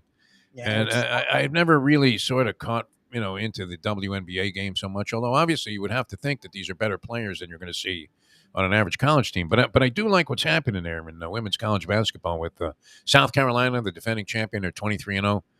They just knocked off UConn at the University of Connecticut. And I believe it's Sunday. I don't know if these two teams, they would probably have at least one game in between. But LSU and South Carolina, both 23-0 right now, play on Sunday. And so that'll be, somebody's always got to go, right, in that ball game. Kind of an interesting matchup. But no, this young lady, Caitlin Clark, man, she's great. I mean, hammering threes. You would have thought she was Ray Allen in this ball game yesterday, and then goes to the basket. But I don't know if this was one of the top 10 plays. I don't think it was on SportsCenter last night, but it absolutely should have been. Woman is ahead of the pack on a fast break, right? But now they start to close in on her a little bit, even though she, had plenty of speed. It wasn't like she didn't have the ability to outrun them. And then an absolute blind, no look. Behind the back bounce pass to a cutter or a trailer who was in behind her, goes in for the layup. And it was like, my God, that you mentioned John Stockton. That looked like something Stockton would do. And then you combine that ability with the rest of the stuff that she was doing, always getting triple doubles. Amazing. Plays for Iowa. So she would be the woman to watch there, and maybe that, I don't know if that makes him a contender because these other two teams are dynamite, right? South Carolina and LSU also 23-0. How about that women's basketball here in the show? I don't know. Good for you. I'm totally lost. I appreciate Miami Duke. They better pound Duke tonight with that team that Jimmy Boeheim says they bought. for me. The Hurricanes. So How many Joe Zagakis do I have to sit here and say before I feel confident that they're going to win? It's going to be good. All right, I'm going to watch that tonight. That's going to be some 7 o'clock. Canes and Duke. And Duke got lucky. I don't know. I mean, did North Carolina get robbed in that game? I'm going to say yes. And how much Jay Billis? I couldn't take anymore. Oh, my God. I mean, Jay Billis may as well. You would think he was suiting up still for Duke. He should not be allowed to do Duke broadcasts. I mean, it's obnoxious. It's horrible. All right, coming back with Sean Deveney and then Jason Cole in just a moment. Now that It's time. it's 8:22. Folks, Tony Segreto here. Let me ask you a question. What do you look for when you go out to eat? Good food, obviously, friendly atmosphere, not too loud, but good energy, reasonable prices, and a place where you feel comfortable. All those ingredients, no pun meant there, are hard to find unless you're talking about the Texas Roadhouse. You see, they encompass all of those attributes. Really, really good food, amazing atmosphere, good for a family, good for a date, or just a night out for yourself, and prices that will make you extremely happy. Their ribs, unmatched. Steaks, hand-cut every day. Everything, and I mean everything, is made on site, including their incredible bread. It's the one day, folks, that you can forget about low-carb diets. Trust me when I tell you, Texas Roadhouse, your restaurant, your destination when you say, where should we go and eat tonight? From the newly renovated sports bar to the beautiful bayside views captured at the Tiki Bar, Jimmy Johnson's Big Chill has it all. Located at mile marker 104, the Big Chill also offers waterfront dining while experiencing breathtaking sunset views of the Florida Keys. It's simply the hottest spot in the Keys to cool off. That's Jimmy Johnson's Big Chill at mile marker 104 in Key Largo. For more information, call today at 305-453-9066. Recently, we realized it's not just hurricane season that can hurt us. Any time of year, things can happen to your home or business. And the insurance company can be your friend, but they also can be your enemy. Horizon Public Adjusters, Justina Testa, are here for you to help this process go so much easier. Before you call the insurance company, call Horizon Public Adjusters and Justina Testa at 954-809-8752. Would you go into court without an attorney? So why would you go up against an insurance company without Horizon Public Adjusters and Justina Testa? 7 to 10 times more money recovered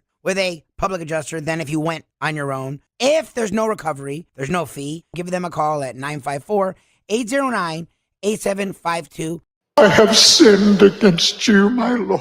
The only way to get your morning started is with Defo, joined by Lubie, right here on The Defo Show. All right, welcome back to the show. Peel yourself off the mat Monday here on the Defo Show, South Florida Live. Always great to be with you, and many things happening, including a giant story in the NBA that transpired over the weekend and is a prelude to the trade deadline, which comes up on Thursday. Joining us right now on the program, one of our favorites when it comes to NBA coverage. Been doing it for a long, long time, a variety of outfits, including the Sporting News, and now with Heavy.com. Sean Deveney joins us here on the show. Sean, how are you, my friend? You. All right, we kind of missed you there, but I'm assuming you're doing fine. Good to have you on the program. How are you about writing about matters of the occult? Because I would imagine it would require certain capabilities in that genre, that area, to be able to cover a Kyrie Irving trade. Yeah, you never know what's going to happen next with Kyrie Irving, and he's very happy to be in Dallas now, which is probably the worst thing that the Mavericks could hear, because whenever he's very happy to be in a place, it's only a matter of time before he clamors to get out of there. So what a big risk by the Mavericks. It's hard to see how this plays out well. I think in the short term it could, because the Western Conference is pretty wide open. That was one of the motivating factors for the Mavericks here. They can get back to the Western Conference. If you look at the West, it's really not very imposing at this point. So Dallas, trying to throw its hat into the ring among the contenders. But, beyond this year, when you start to get into, okay, now you've got to pay Kyrie Irving. What do you pay him? Brooklyn had a big problem with how to structure a contract with him.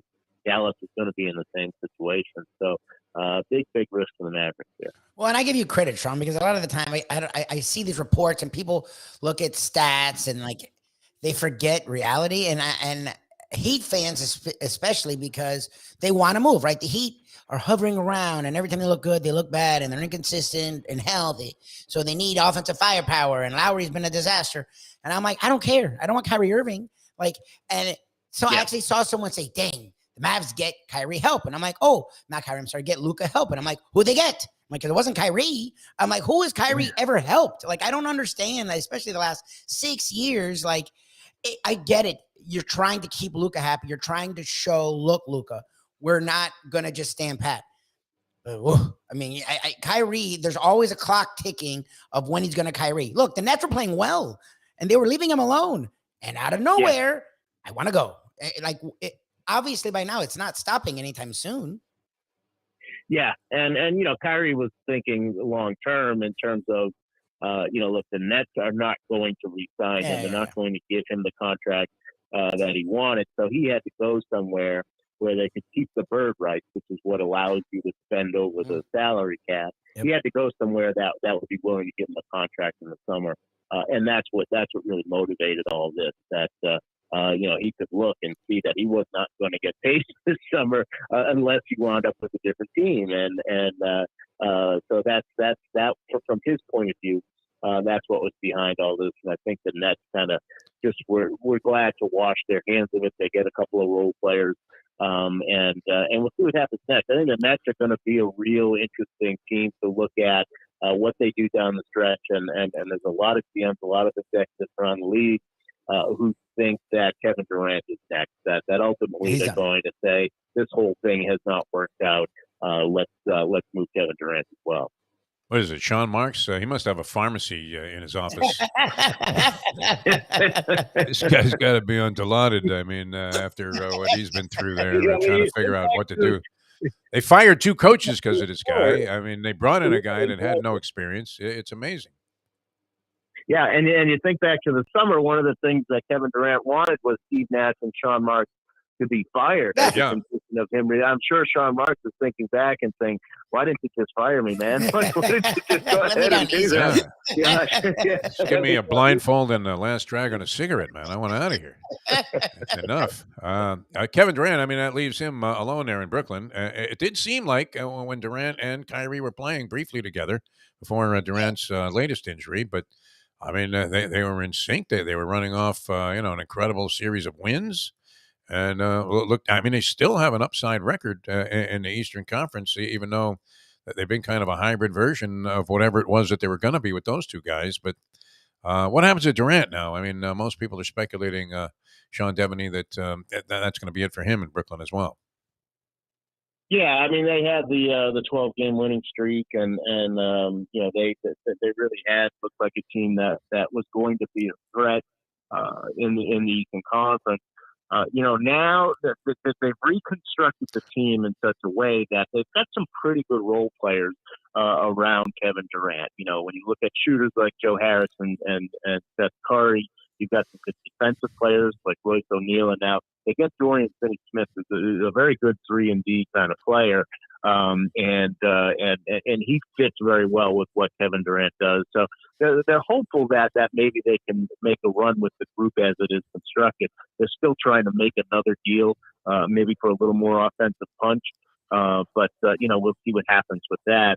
But in the end, it's probably a second round team in the Eastern Conference playoffs at best.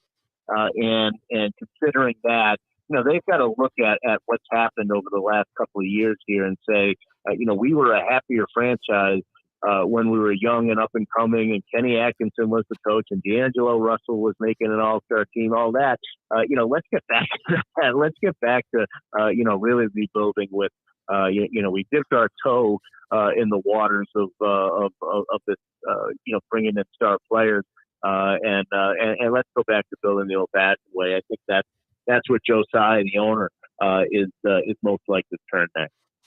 All right, a lot of different things, a lot of wheels turning, and of course Thursday the trade deadline. And usually when there's speculation, you probably experience this, Sean, and we've experienced it in a lot of different sports where everybody's saying, "Oh man, you're gonna see like a bloodbath at the trade deadline. Everybody's going to be in action," and then like nothing happens. Some scrub gets traded for 2 conditional second-round picks, in 2031.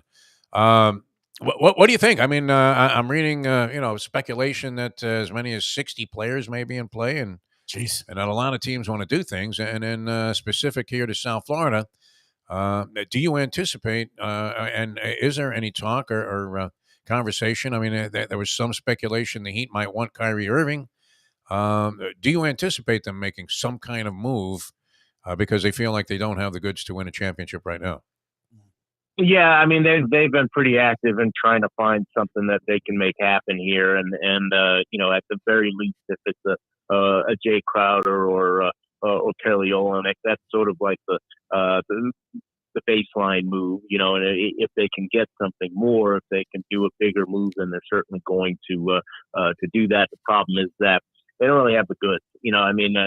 Kyle Lowry has not generated much interest, and the fact that he's a cheeseburger away from retirement, it looks like. It really is. Yeah. Well, yeah, he's going Oliver Miller, this cat. and he's being paid for next season, so that makes him really tough to move along unless you're going to put in a whole bunch of picks, and they don't necessarily want to do that. So they're kind of stuck in the middle. Certainly they're looking at guys, John Collins, Fred VanVleet. If they could get somebody of that level, then they're certainly going to try. They just, like I said, they just don't really have the juice to go ahead and do that with what they've got on the roster. So I think you'll see them get, one of those recycled power forwards, whether it's Crowder or Olynyk, somebody of that ilk, but not something bigger. Lubie, he can't stomach the return of Olynyk, even though he's distinguished himself since he left the Miami Heat as being a decent player. I don't think he was all that bad when he was with Miami. He really wasn't. But Lubie despises Kelly Olynyk. He doesn't like his haircut. I mean, the whole thing. The whole hippy-dippy thing, the Gonzaga connection. I mean, it's just pure, unadulterated ugliness. Chris Dedman was, somebody that supposedly the Heat wanted to ship, but he's deeper on the bench now than Udonis Haslem. As is the case, I think, with Duncan Robinson, who fell wildly into disfavor after, they gave him a big fat contract. So, or at least, for the type of player he is, he received a lot of money. But, it does appear to be somewhat unmovable right now. All right. We have to ask this question. Should we consider the Lakers as a threat to make any kind of a move in the playoffs? Remember, if indeed they get there. Right. No. I mean, look, you're the only guy in anywhere associated with the NBA who doesn't believe this. Right. Everybody needs the Lakers to be in the finals, right? I mean, yeah, right. It's hard to see that happening. I mean, they played better, and look, they should get into the playoffs, and they should have a chance at pulling off a first round upset just because you've got LeBron and if Anthony Davis is healthy, but if they get to the second round, Adam Silver will be counting his blessings. That would be really that is the height of success for the Lakers at this point. There's just not enough there. They've tried. I think the Kyrie thing to get him moved for Russell Westbrook would have been their best bet. And the fact that they weren't able to do that, there's nothing else out there for Russell Westbrook. They don't want to give up those 2 picks they have, 27 and 29, that everybody thinks is going to be so valuable because the Lakers aren't going to be very good. Unless they give up those, they're not going to get anything that's going to help them in the short term. So they're kind of doomed to probably making the playoffs, but not making it past the first round. How long does Greg Popovich endure? I mean, the slings and arrows of outrageous misfortune. To watch this guy just get pummeled night after night. What do you think is going to happen? Is this the last go round for the great Greg Popovich? It's a weird thing because when you talk to people around him, he's as happy coaching this group as he's been. I mean, he likes. Is that right? Wow. Guys they have, yeah. Is he drinking more? Or what is the deal there? He always talked about having a glass of wine. He's a wine enthusiast for sure. Yeah. I don't know if he's he must be struggling with Aquavelva or something. Yeah, I think this team's good. Yeah, no, he does. He likes the teaching aspect. He likes bringing along some of the young guys that they've seen have some success. But yeah, at some point he's going to have to step aside. He's going to have to hand over these reins. And as we get closer to the next Olympics, he's involved in that, of course. Then I think you'll see him consider, maybe this is it. So yeah, this is very possibly the last year, but he's enjoying himself. I mean, even if he passes the coaching range, he's going to stay with the Spurs. He's going to be involved with them going forward. He is enjoying himself to an extent here. Unnoticed as the remnants of that Chinese spying balloon were falling to the earth was Adam Silver jumping out of the NBA's offices when he saw who wasn't playing for Denver in this game against Minnesota. We've discussed this before, but it seems like it's getting even more outrageous. Where it is, and yeah, I mean, they have whether it was four healthy scratches, and in this business in New York, where LeBron and and Anthony Davis didn't play because they both had bad feet, and then they drink some Hudson River water and they play in the Garden the next night. They're fine. Yeah. They both go for like 39 points in an overtime game where they logged in entire minutes, of the ball game, like 53 minutes. It's amazing how quickly the healing can come. That's for sure. But when do they call foul on that? I mean, just it's a disgrace that the fans are subjected to this, paying full price, and maybe even imagine the Lakers Brooklyn ticket was probably not a cheap one, and then those two guys sit out and they play the next night at the Garden. It's a joke. Yeah, and Steve Kerr has been banging the drum for a 72-game season for a while now, and I thought he was crazy. I didn't think that anyway that owners would get along with that they'd go along with that because you're sacrificing income, right? So, but I think that the more that this happens, the more that becomes a reality. That might be where this is all heading. Is there's the science and all, and they'll say, well, the science says, we've got to rest these guys here and here and here and all of that, and that's fine. But if that's the case, then you got to just eliminate some games and stop making people pay to come to a game where nobody's playing. That's nuts, right?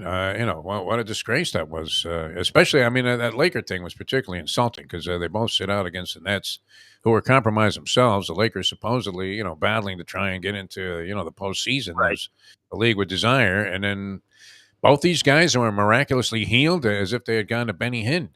The next day. Don't forget that they have this flex pricing sort of thing. So you pay more to get the tickets to the Lakers game. So yes, of course, yeah. Watch Lonnie Walker the fourth. And that's not why that's not what you were. We loved him at Miami. His brief stay here. I don't know. Did he ever play? I think he played one season here. Yeah, he was good.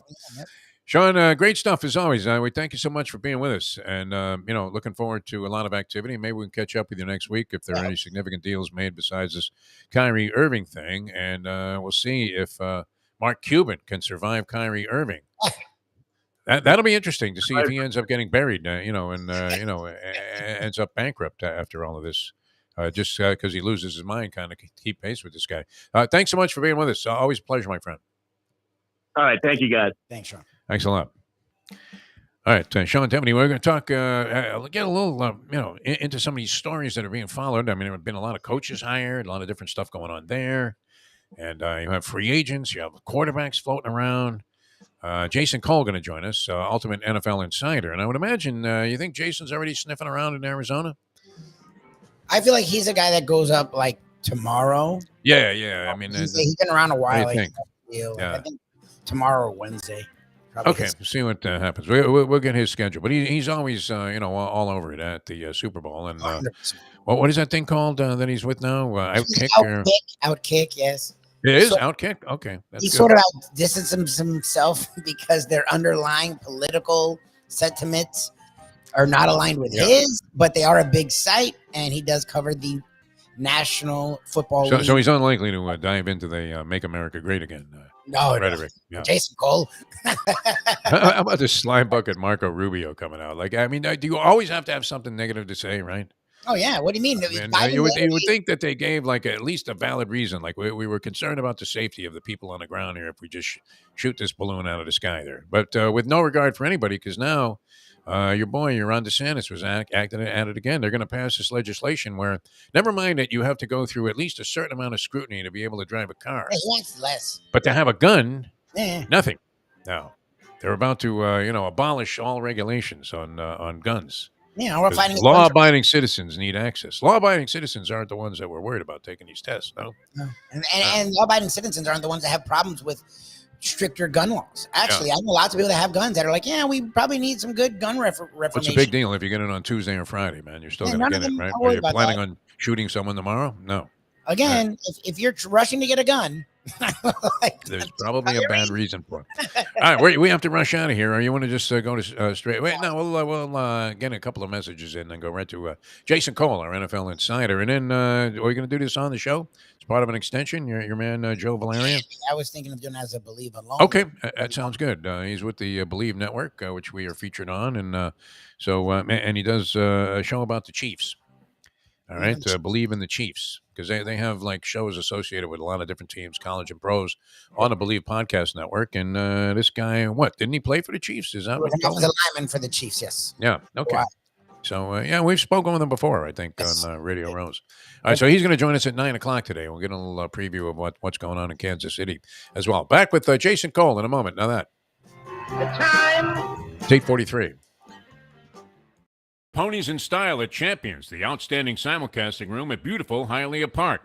Yes, the grand old lady of thoroughbred racing has never been more vibrant, and you can wager on the races from the top tracks around the country while enjoying a cocktail at the Brass Rail Bar or any of the fine food served throughout the facility. If poker is your game, you're covered in style, and you can play all your favorite Vegas-style games, including blackjack, craps, and roulette, in Hialeah Park's sizzling hot casino. Get a player's card when you walk through the door for all kinds of generous amenities, including our favorite, free play, when you come out to the ultimate casino and entertainment destination, Hialeah Park. Hey folks, Tony Segreto here. You know, since day one, Catholic Health Services has been part of Old School. And since we've started letting people know about them, it's changed their lives. You see, Catholic Health Services, while being recognized as one of the top places for stroke rehab in the country, it's also about a group of people who not just excel in what they do, from the doctors to the nurses to the therapist, on and on and on. It's how they do what they do every single day that separates them from the pack. They do it with a passion, unmatched, and the inclusion of family in every step of the process.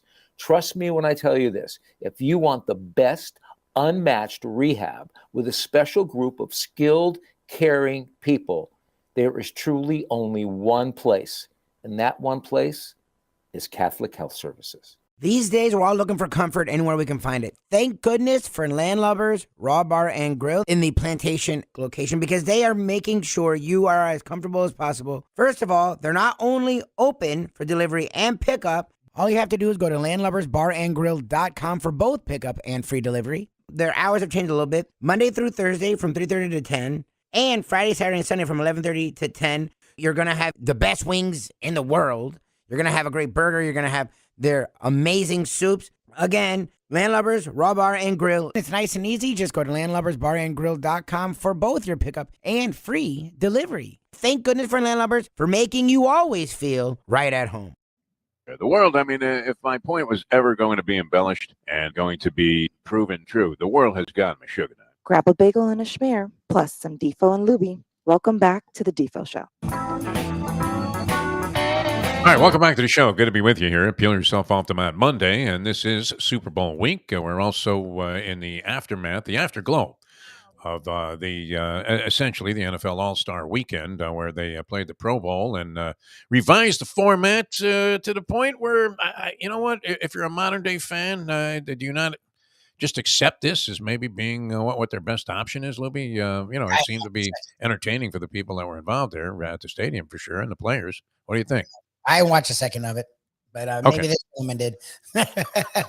Well, and of course, our concern was for the sick, degenerate bastards out there that might be tuned into this show who bet on the Pro Bowl game. We welcome to the show our ultimate NFL insider, Jason Cole. Can you picture a guy getting up, Jason, at a Gamblers Anonymous meeting, maybe later on this evening, and saying, "I can't believe I tapped out on the Pro Bowl yesterday. I don't know what I'm going to do. I need help." Someone from Fort Lauderdale. Yeah, I mean, what do you think? Yeah, well, now were you there? Because I would think, being an NFL insider type, where people are gathered from the league, like they will be for the Super Bowl this week. I was not there. I was not at that spectacle. So, okay.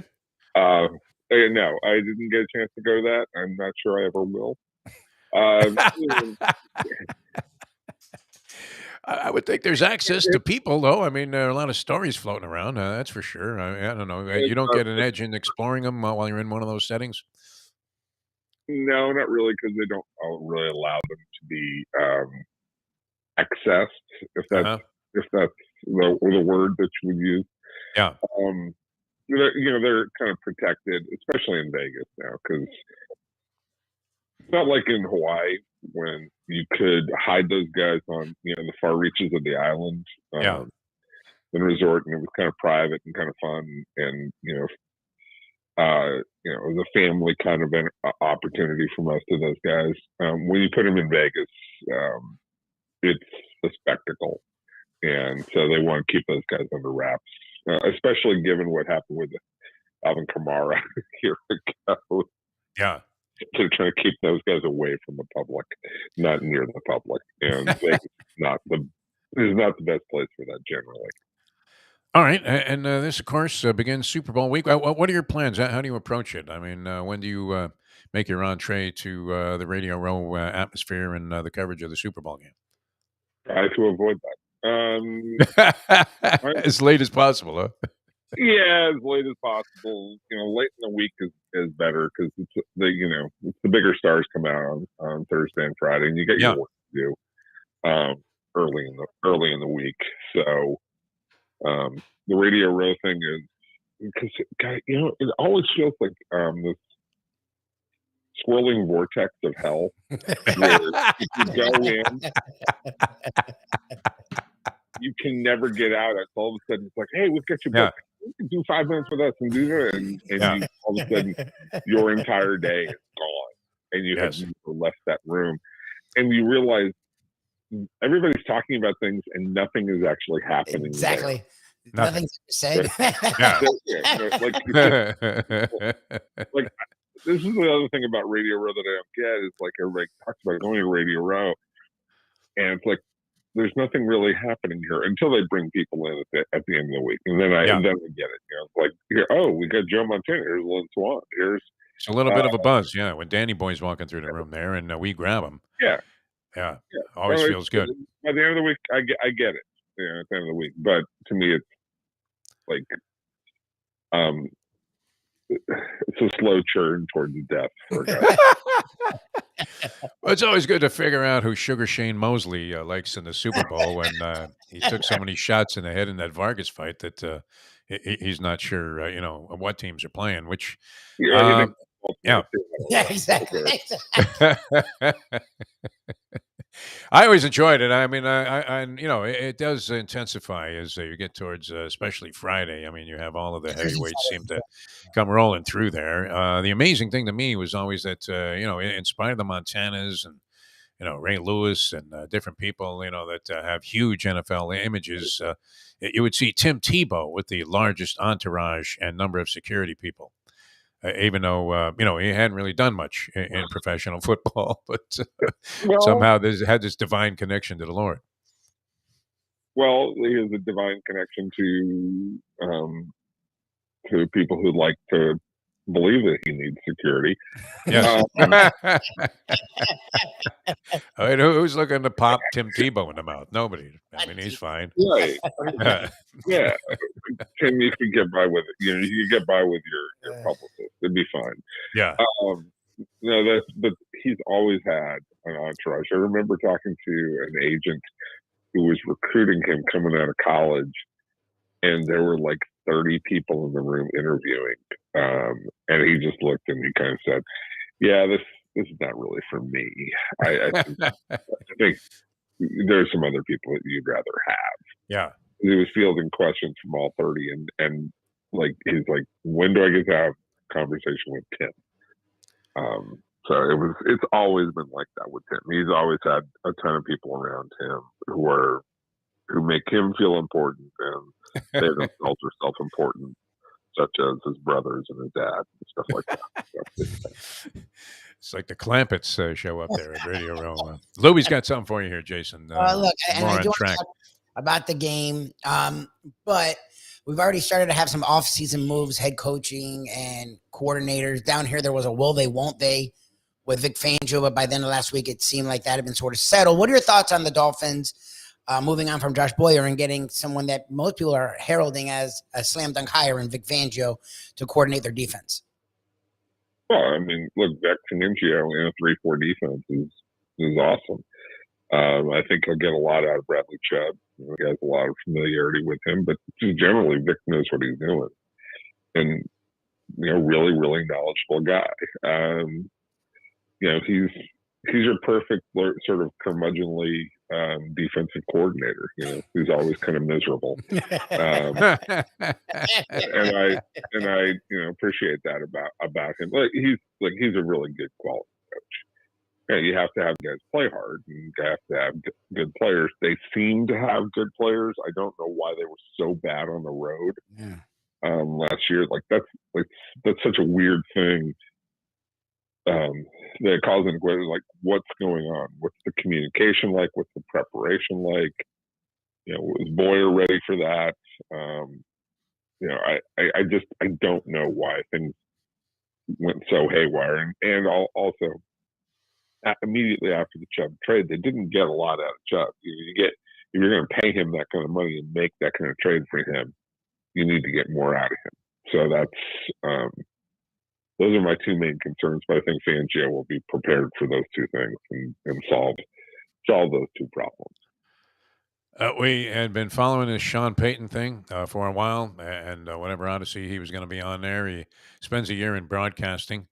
Now comes back as the coach of the Denver Broncos.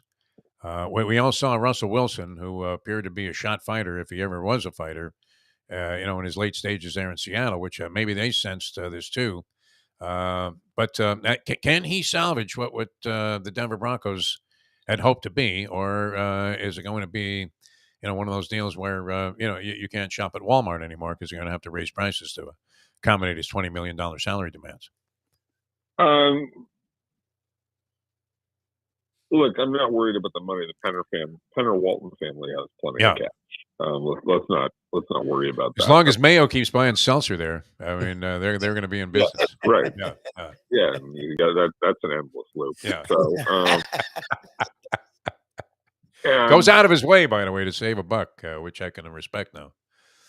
Yeah, the Walmart's not that close to his house, though. I know he's $10 worth of gas to save a buck on some seltzer, and he buys like 5 cases.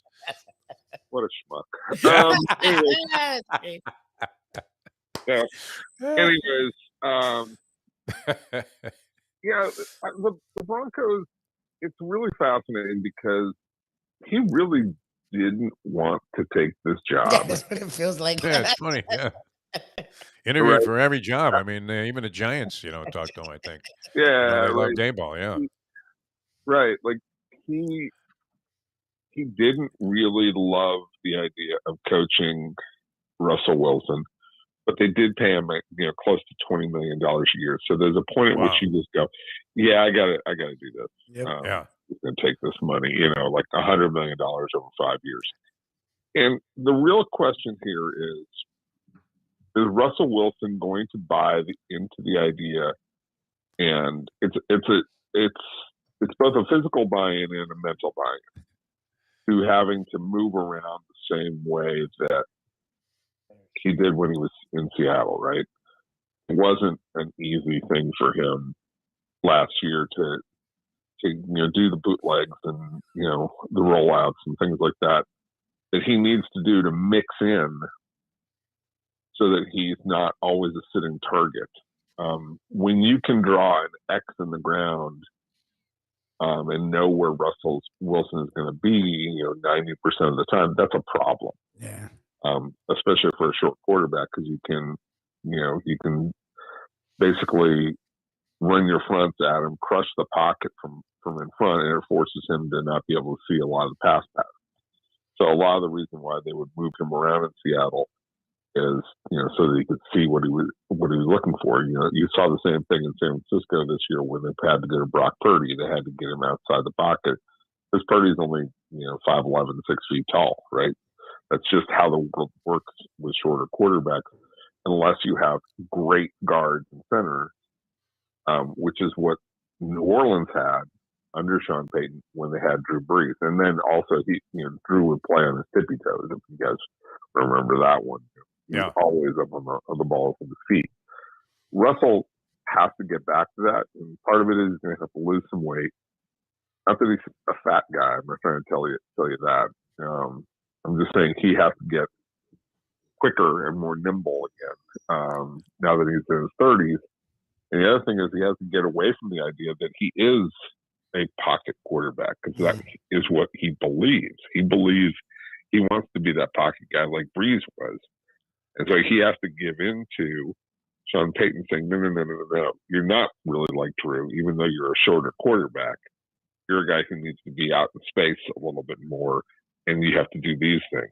And if Russell does that, then this has a chance to work.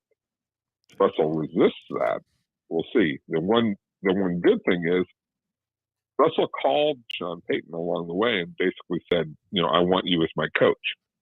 When he has to make that phone call, that gives Payton the opportunity to say, okay, if you want me to coach you, you have to do this, this, and this. You have to buy into what I say. Right. Which I'm sure that Russell Wilson did. There's a difference between saying it in a casual conversation and actually doing it in practice and in games, obviously. Does he wear number 12 for the New York Jets? Aaron Rodgers. We're not talking Ravens. I think Joe Willie said it's okay with him. They can just take that thing right off the wall there, the Wall of Fame, and put it on his back. Here is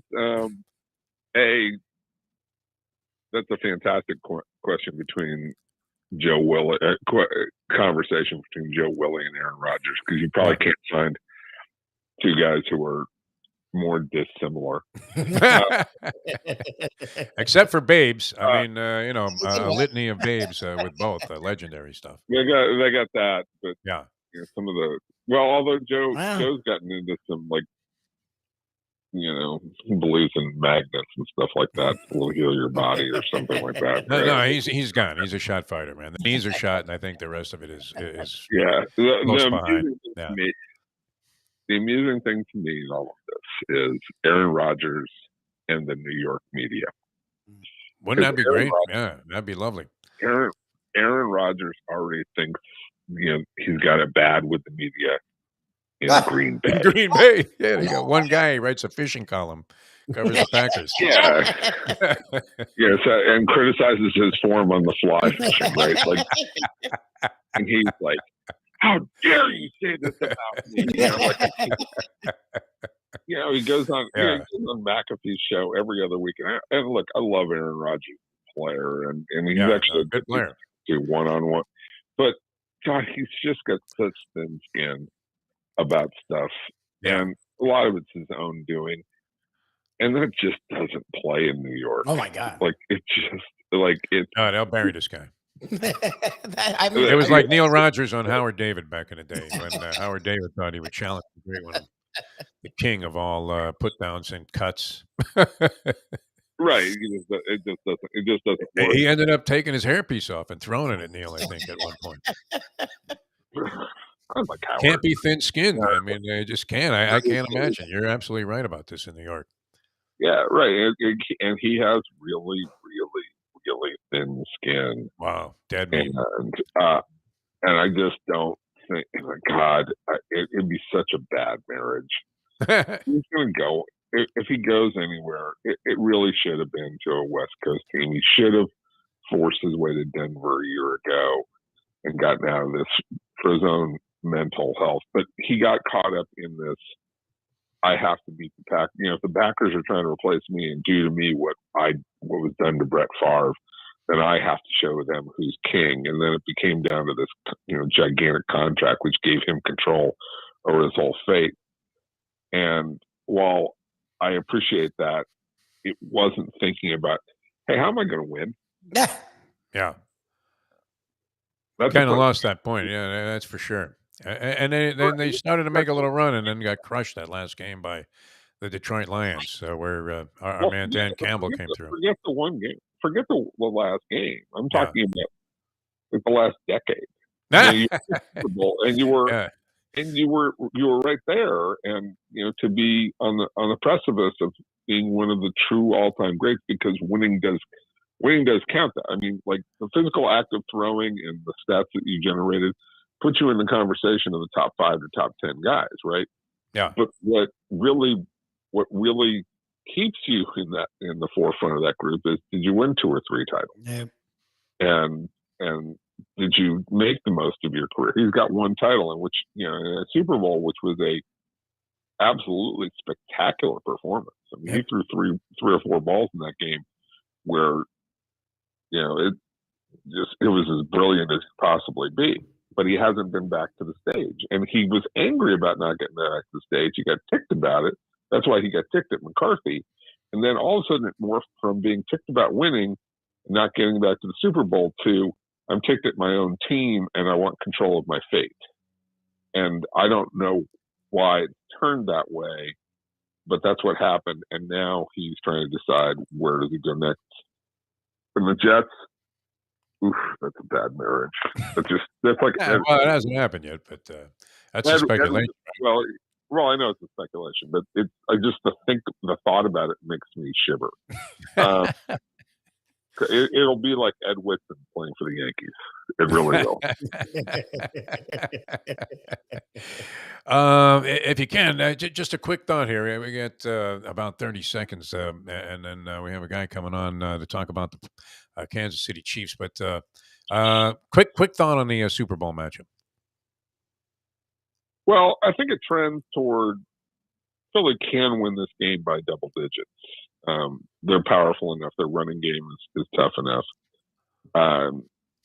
But, if you watch the 49ers game really carefully, 49ers did a really good job of holding their pass rush lanes and not allowing Jalen Hurts to just be able to take off and run early in that game. And if Kansas City can take that roadmap and copy it, and if Jalen Hurts' arm is kind of as sore as it looked and bad as it looked in that game, then Kansas City has a pretty good shot in this game to win it. But I would also say that their defense has to be very careful, because if they're not very careful,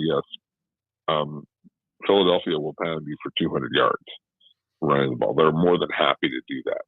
And a lot of that revolves around, if you let Jalen Hurts out too much, you have to be very disciplined in your approach to make Jalen Hurts a passer purely, especially now that his arm is banged up. And if it continues to be as banged up as it looked in that game against the 49ers. So, he hasn't thrown the ball with a great authority since he came back. He's been okay, but not what he was in the first 13 games of the season. Excellent stuff, as always. Mahomes, of course, pulling a Willis Reed in the conference championship game. He did develop the verbal can't walk as the game progressed, but most people, it seems to be a little conversation. It's not like Dwight Freeney's ankle, with people zeroing in on that exclusively leading up to the Super Bowl. So, we're all hoping that the teams are at relative full strength and that we get the kind of competitive game, and it looks like the odds makers think it's going to be. Jason, always a pleasure, my friend. Thanks so much. Really appreciate it. Glad you weren't involved in a Pro Bowl, and we'll talk to you again after the Super Bowl. And get your thoughts. Never again. Okay. Brian Flores resurfaces too. I mean, by the next time we talk, maybe as a coach of the Cardinals. All right. Thanks, Jason. Always a pleasure, my friend. Jason Cole, ladies and gentlemen. All right. We're going to do a little extended version of our Peeling Yourself Off the Mat Monday. While we're peeling ourselves off the mat here, a couple of hours has flown by. I hope you guys are having a good time. Mayo objected to the notion that he was a schmuck because of his penchant for shopping at Walmart, which he's only going to be paying Sean Payton's salary now for the next 10 years when Payton is fired in year 2 after just a calamitous bout with Russell Wilson, who refused to capitulate to what he thinks might work in the pocket, even though he made Drew Brees who he is. Brees was nothing. He was a shot fighter. We let him go. Yep. Right? Looked at him and said he had a bum shoulder. What doctor was that? I don't know. Sophisticated medical staff of the Miami Dolphins looked at 2 guys, Dante Culpepper, who couldn't walk out of his car, and Drew Brees, who ended up throwing for 80,000 yards after that. And he said, no, this guy will never make it. All right, we're going to take a break, come back with Joe Valeria. Is that what we're going to do, Mike Lubitz? Okay, very good. Producing this thing on the fly here. Joe Valeria does a podcast called Believe in Chiefs on the Believe, BLEAV podcast network, where we are also featured with After Hours with Defo and Lubie. Never stop, man. We work these hours and then after hours. And then, of course, we'll have Mike Mayo's Lunchbox at 12 o'clock today. You guys are talking like some very Julia Child-like sophisticated food terminology lately on these texts. Please leave me out of those. I don't even want to be a part of them anymore. Changing food porn pictures of fancy dishes. And then, of course, Mayo, like I said, without ever having probably eaten at Fishtails, put down that was the best wedding food I've ever had. I was gonna say any kind of banquet, man. Chicken piccata, and it was great, man. Solid. It was one of 3 choices they had. Really, really good. I mean, I'm always pleasantly overwhelmed at the quality of the food, and I don't know why I should think that it would be any less, but I can't think the salad does a great job. All right, back with more in a moment. Now that. The time. Wait. Folks, Tony Segreto here. Let me ask you a question. What do you look for when you go out to eat? Good food, obviously, friendly atmosphere, not too loud, but good energy, reasonable prices, and a place where you feel comfortable. All those ingredients, no pun meant there, are hard to find unless you're talking about the Texas Roadhouse. You see, they encompass all of those attributes. Really, really good food, amazing atmosphere, good for a family, good for a date, or just a night out for yourself, and prices that will make you extremely happy. Their ribs unmatched. Steaks hand cut every day. Everything, and I mean everything, is made on site, including their incredible bread. It's the one day, folks, that you can forget about low-carb diets. Trust me when I tell you, Texas Roadhouse, your restaurant, your destination when you say, where should we go and eat tonight? From the newly renovated sports bar to the beautiful bayside views captured at the Tiki Bar, Jimmy Johnson's Big Chill has it all. Located at mile marker 104, the Big Chill also offers waterfront dining while experiencing breathtaking sunset views of the Florida Keys. It's simply the hottest spot in the Keys to cool off. That's Jimmy Johnson's Big Chill at mile marker 104 in Key Largo. For more information, call today at 305-453-9066. I have sinned against you, my Lord. The only way to get your morning started is with Defo, joined by Lubie, right here on The Defo Show.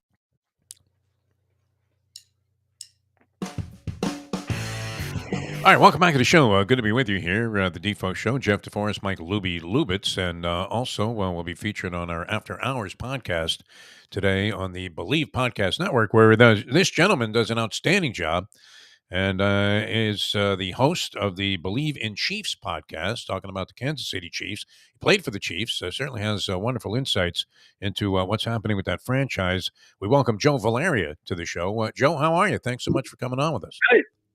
Good morning, guys. Thank you for having me on. Yeah, throw in the extra little bit that I live in Philadelphia and grew up an Eagles fan, kind of adds a little bit to the mix for preparation for this game and covering the game. So it's I'm a little bit torn, to be honest. Oh, wow. Well, I mean, it's a tough one because I mean, obviously you have to be tied in pretty closely with the Chiefs, having played for them, and doing this year-round coverage on the podcast. Yeah. I mean, we've been covering him. My partner Jeff Fedotin and I, who writes for Forbes magazine, we've been covering him for a couple of years on the Believe Network, and it's been a lot of fun. Obviously, getting back in touch with the fan base and what's going on in the organization, and really able to provide some fun insights into the game and what's going on. And this is a team that, Jeff and I couldn't have started this, with the Believe Network at a better time with the Chiefs, right? I mean, 5 AFC championships, 3 Super Bowls, 5 Why not years. ride the time? It's not like being a Dolphin reporter like we are down here. Oh my goodness gracious! No, they're up and coming. I can see it coming. Obviously with bringing on Tyreek, and get Tua back and see how that all plays out. But it's definitely an organization on the rise. So I love the AFC. I mean, it's such a great conference. I mean, I thought the AFC was fantastic this year. The competition between all the teams. I was a little disappointed with the AFC West. I mean, when we went into this season, we thought that the Chiefs were going to basically limp into the playoffs because we thought that the AFC West was just going to literally beat each other up all season. They looked loaded. Yeah. What they did, I mean, between what the Raiders were doing and the Chargers and the Broncos, my gosh, with bringing on Russell Wilson, like we thought, oh man, this is going to be a division that just literally knocks itself out to try to get to the playoffs, and didn't really turn out to be that way. The competition obviously came from other parts of the AFC with Jacksonville on the rise. You got this Bengals team that's going to be around for a long time, and obviously what's going on in Buffalo, right? They've got all the pieces of the puzzle there, leading the way with Josh Allen. So yeah, I'm excited about the AFC. The NFC with the Eagles coming out of, that's my biggest concern for the Eagles. If I'm looking from that perspective, they I don't think they've seen an offense like the Chiefs this year. They saw them last year, and it didn't really go well for the Eagles defensively. The way the Chiefs put up a lot of points. So, but this is a different Eagles team. But I just think even this year, the Eagles haven't really seen anything like that, and neither have the Chiefs. The Chiefs have not seen anything like Jalen Hurts in the RPO. So that's why I think the pressure of this game rests solely on both defenses and, of course, the quarterback. Joe, and I know you're not in Kansas City, but you do cover the Chiefs, play there, and your partner covers the Chiefs as well. To me, and I don't know if I'm missing it, but like the questions are around Mahomes' health. Look, until that one throw near the sideline, he looked actually pretty solid. And 2 weeks off, I feel like he'll be okay. My question, and it's something no one's talking about, is the 3 receivers. Like Tony and Juju Smith-Schuster and Hardman were playing really well, and the offense was cooking. And then those 3 guys were out, and the offense wasn't cooking. And what is the word on their health, like their status for the big game, for the Super Bowl? Yeah, well, I mean, Kadarius is going to be. I think he's going to probably be day to day, and I think Juju's going to be fine. He's tough. I mean, that's the kind of receiver that the Chiefs needed to pick up this offseason. He's like a Julian Edelman type, tough, across the middle, very possession driven from his receptions. He's not going to be. He's not Tyreek Hill. He's not McCole Hardman with the speed, but he definitely has the quicks in the middle of the field to get open and find those open spaces. I think McColl's out, and I think that's going to be a loss for them. I mean, that if Kadarius can't go, it takes away a few pages of the Chiefs playbook. I mean, you've got I don't know how much jet sweeping we'll see. That's the one thing that I think this team will miss if they don't have somebody like that, like Kadarius Toney, to get healthy and get in there, because that extra little speed in their game is what I think makes this new diverse receiving core click. I mean, MVS is that sort of back shoulder guy that the Chiefs have always needed, right? Bigger, a little bit taller. They needed, I think, the Juju Smith-Schuster to kind of act in that, Julian Edelman, Danny Amendola. If you go back to those Patriot, dynasties where they always had a possession receiver, and then you throw in the speed of McCole Hardman and Kadarius Toney, and now you've got something to post around Travis Kelce. But without that speed factor, Andy and Eric Bieniemy are going to have to go to the lab and cook something up for sure. Obviously, the Chiefs defense, they looked pretty good to me in this game. And I ended up seeing a lot of the late season Chiefs ball games around the national broadcast.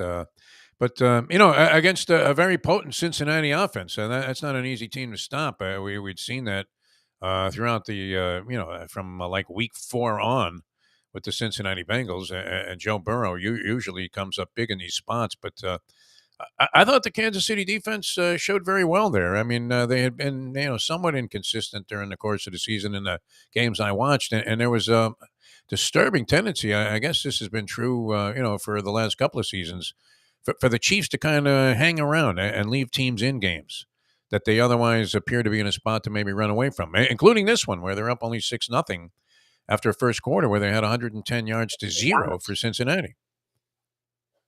Yeah, it definitely has been, for lack of better terms, an Achilles heel for this team is their ability to put the pedal to the metal and just run away with games. For some reason, they just let teams hang around.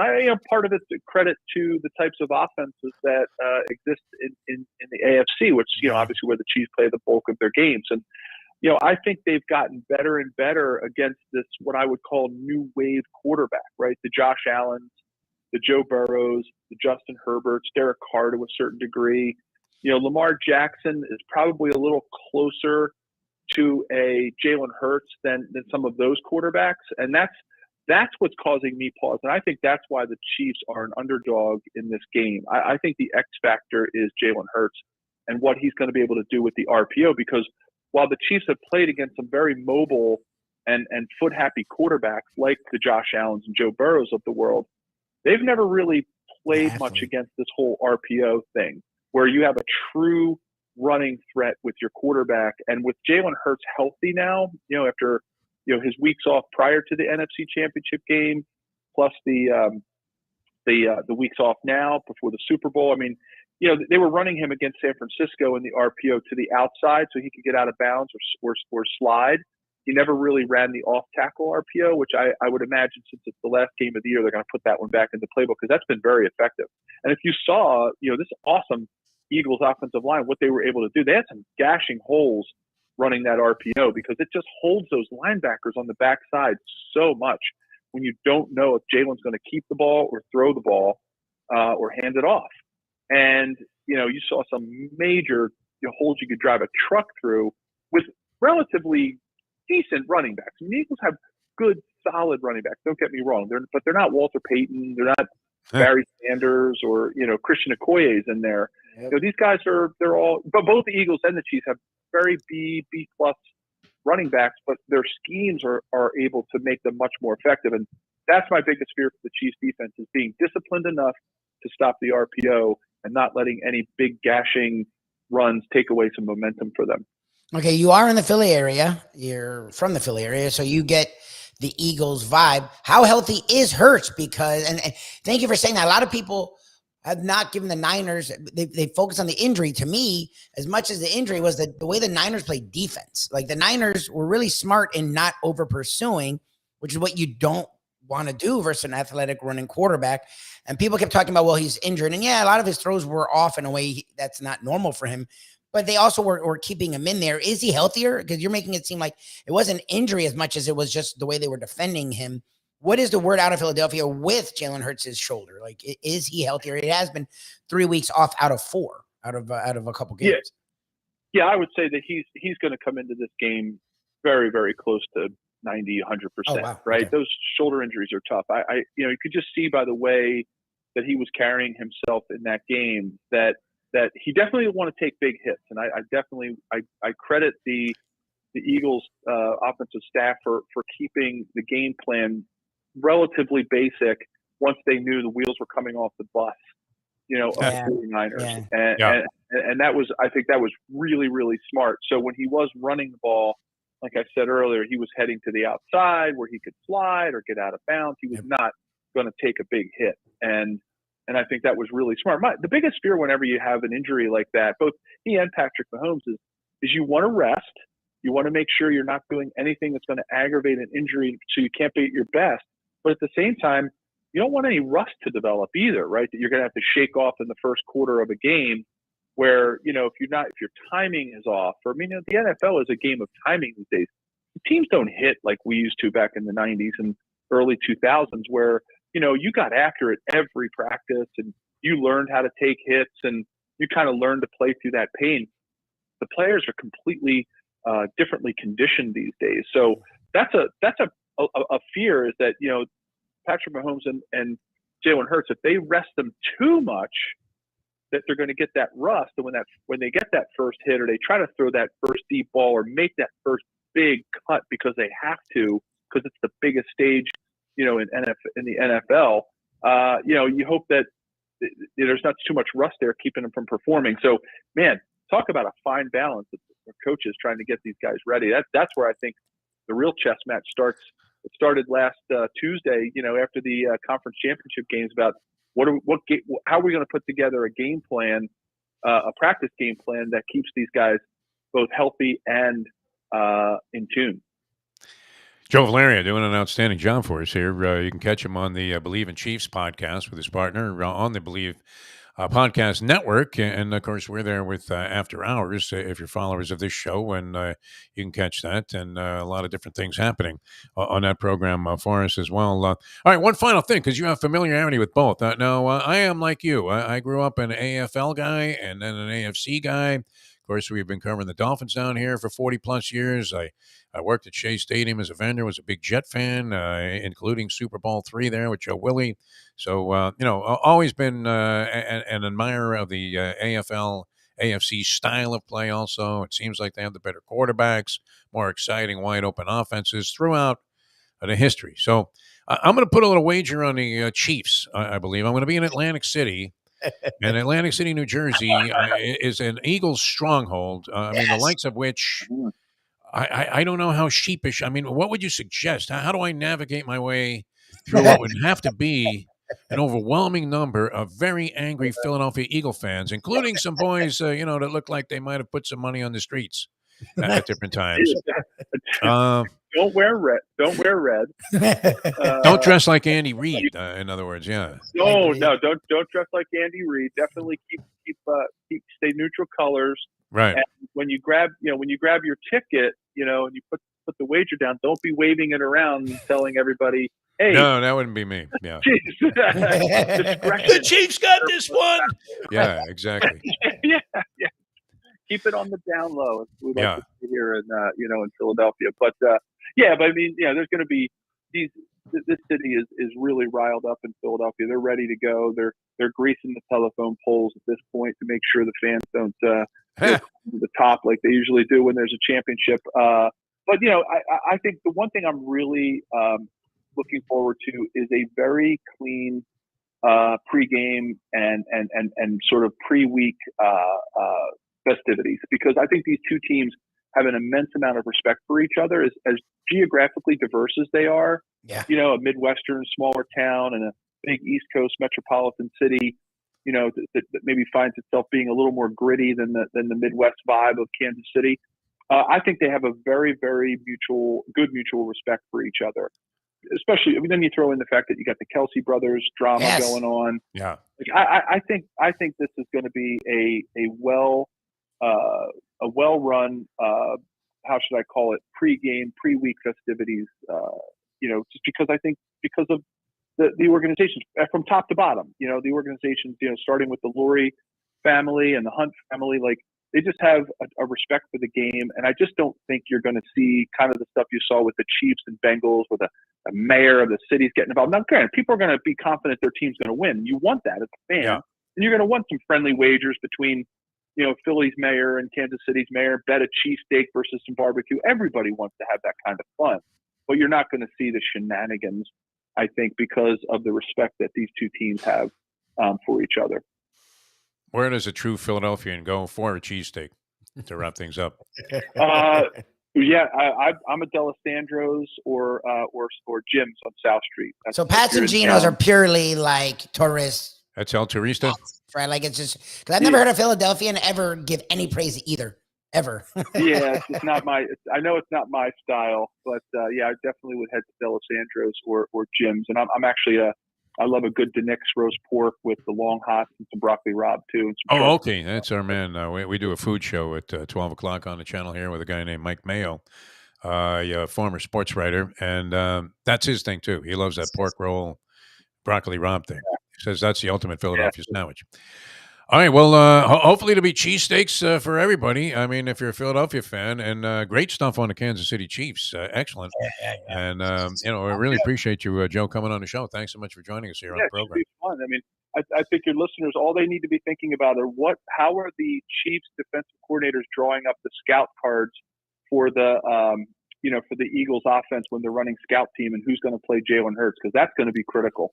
So, that's something that a lot of fans don't realize, is that when you're running scout team and you're trying to emulate an offense, you have to pick players to act like the other players, because there's a lot of muscle memory involved in stopping things like the RPO. So yeah, I think it's something for listeners to think about is, wonder what they're doing this week and what plays they're drawing up for that Chiefs defense for the scout team. Hurts, though, did not look as dangerous to me. I know they, scaled it back because they had the game under wraps after it was 21-7, but he didn't look as dangerous or explosive, either throwing the ball or running, as he did at different times during the course of the season prior to sustaining that injury. Yeah, I'd expect them to let him loose this week. They're going to let him loose, and that game, you get the whole off season to recover, and I think he's going to be the X factor. He and Patrick obviously are going to be the X factors in this game. We'll see what happens. Yeah, excellent stuff, Joe. Thanks so much for being with us. All right, Appreciate it. guys. Joe Valerian, Believe in Chiefs podcast on Believe Podcast Network, where we are with After Hours, and we are here after hours, and that pretty much was our After Hours podcast for today too. That was two birds, one stone, and it gets us off to a good start here on Super Bowl week. Mike Lubie Limits, a lot of interesting things taking place. Jason Cole was great. We thank him for being with us.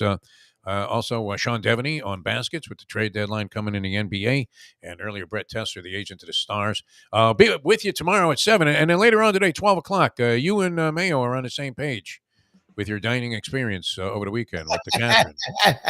And, of course, we've all been to Even Keel and know that place is outstanding. I haven't been there for the brunch. Yeah, they do a nice brunch. Yeah, they do a nice brunch. It was good. I would say this. I hadn't been there. I've been there, but I don't know that I was paying as much attention to what was going on. The 33rd Street dining scene, what was popping, man. It was great down there. That little area by Fishtails.